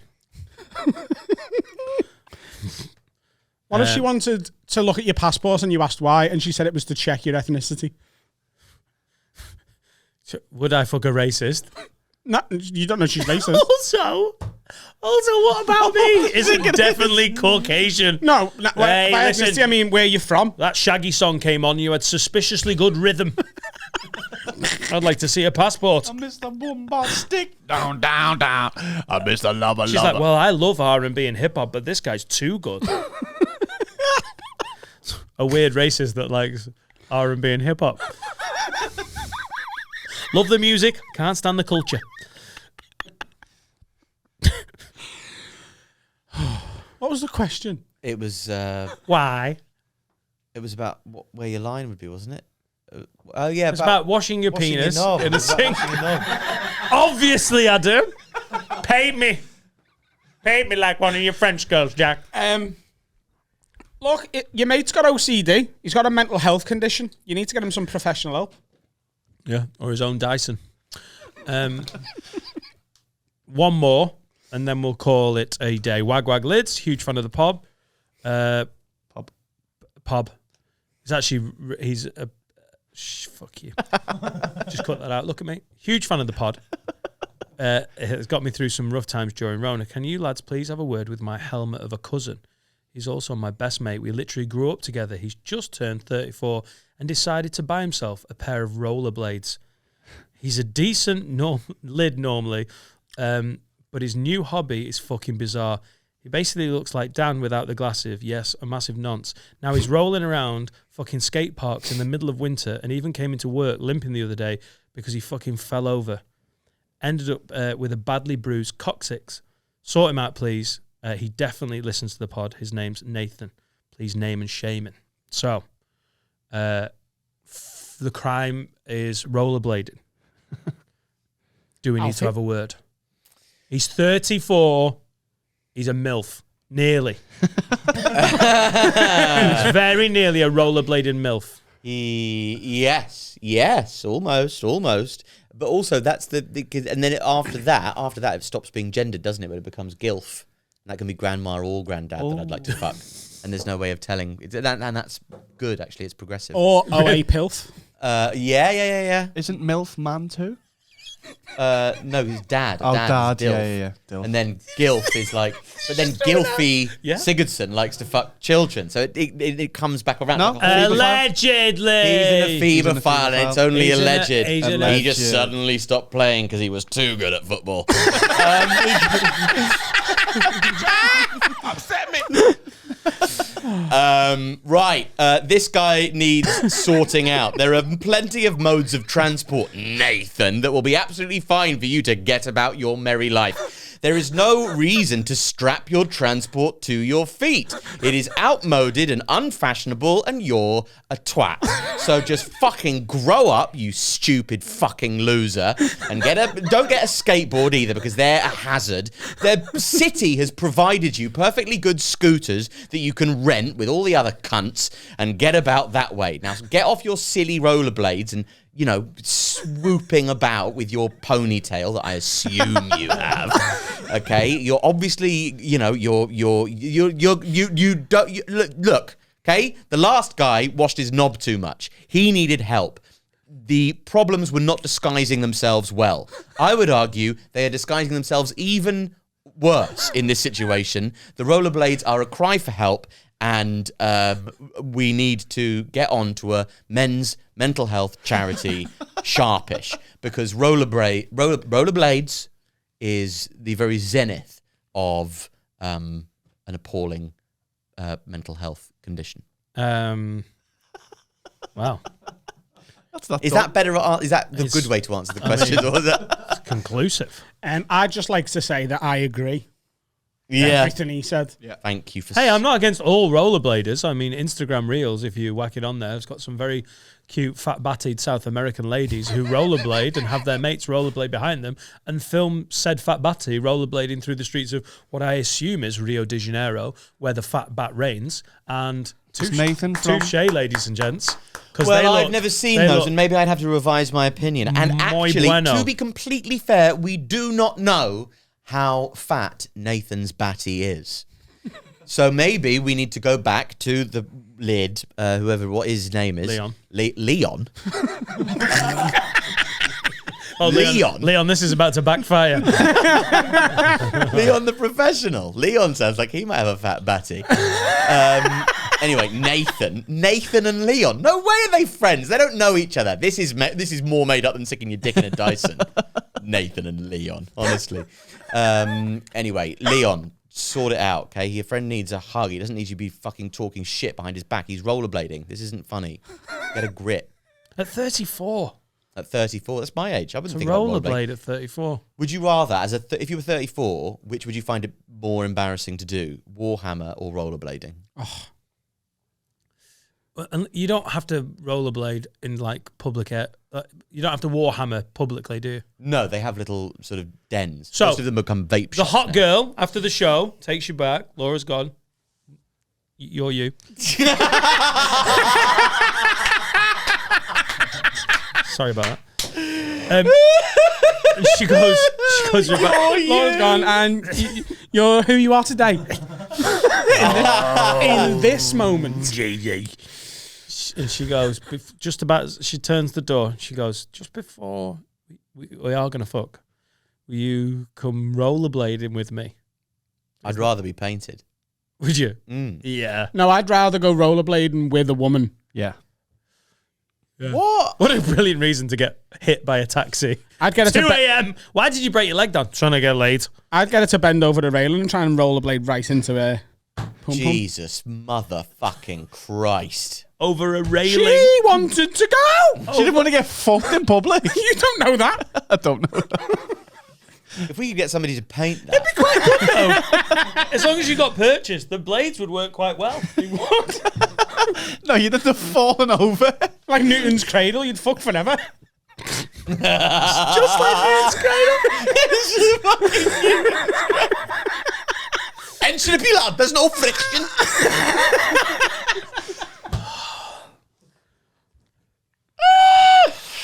Oh, shit. That's a pod. That is a pod. Go and see Alfie on tour. Can I plug my... hey, will you listen to my podcast as well? It's called The Alfie Brown Show. And it comes out all the time. Loads of times. Where can people find that? It's on iTunes, YouTube, and all the other places. Spotify. And apart from that, you know, not really interested because you make up such a small proportion of the podcast listening community that it's not really, you know, any point saying Stitcher, is there? So Apple or Spotify or YouTube. But it is on the other shit ones. It is on the other shit. It's everywhere. Yeah. But it's in those places most of all. You know, shout out to the Have a Word listener who left a review saying it was fucking boring. I respect that. Come on. Loved him on Have a Word. Fucking bored. It's because it's the energy. My energy shifts in my podcast. It's a different show. It is great, though. I actually really enjoy it, and I mean that. Thanks, mate. Soho Theatre run for Alfie Brown, 26th to the 29th of January for all you London fucks. Liverpool tour date is the 24th of February, and the tour actually kicks off on the 3rd of February. AlfieBrownComedian.com. Yeah. Get tickets to New Bits with Dan Nightingale on Tuesday, February 8th. The link is in the description.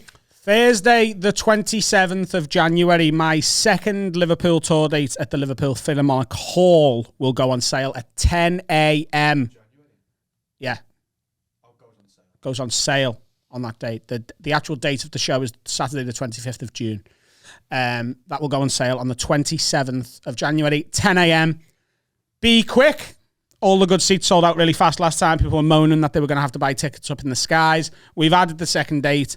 Please make sure that wasn't a mistake and get the good seats very fast. Nice one. Appreciate it, Lids. Thank you, Alfie. It's been a great episode. It's been really good fun. Thank you for having me yet again. I really appreciate it and love it every time I'm here. See y'all soon. Bye, y'all. See y'all. Bye, Felicia.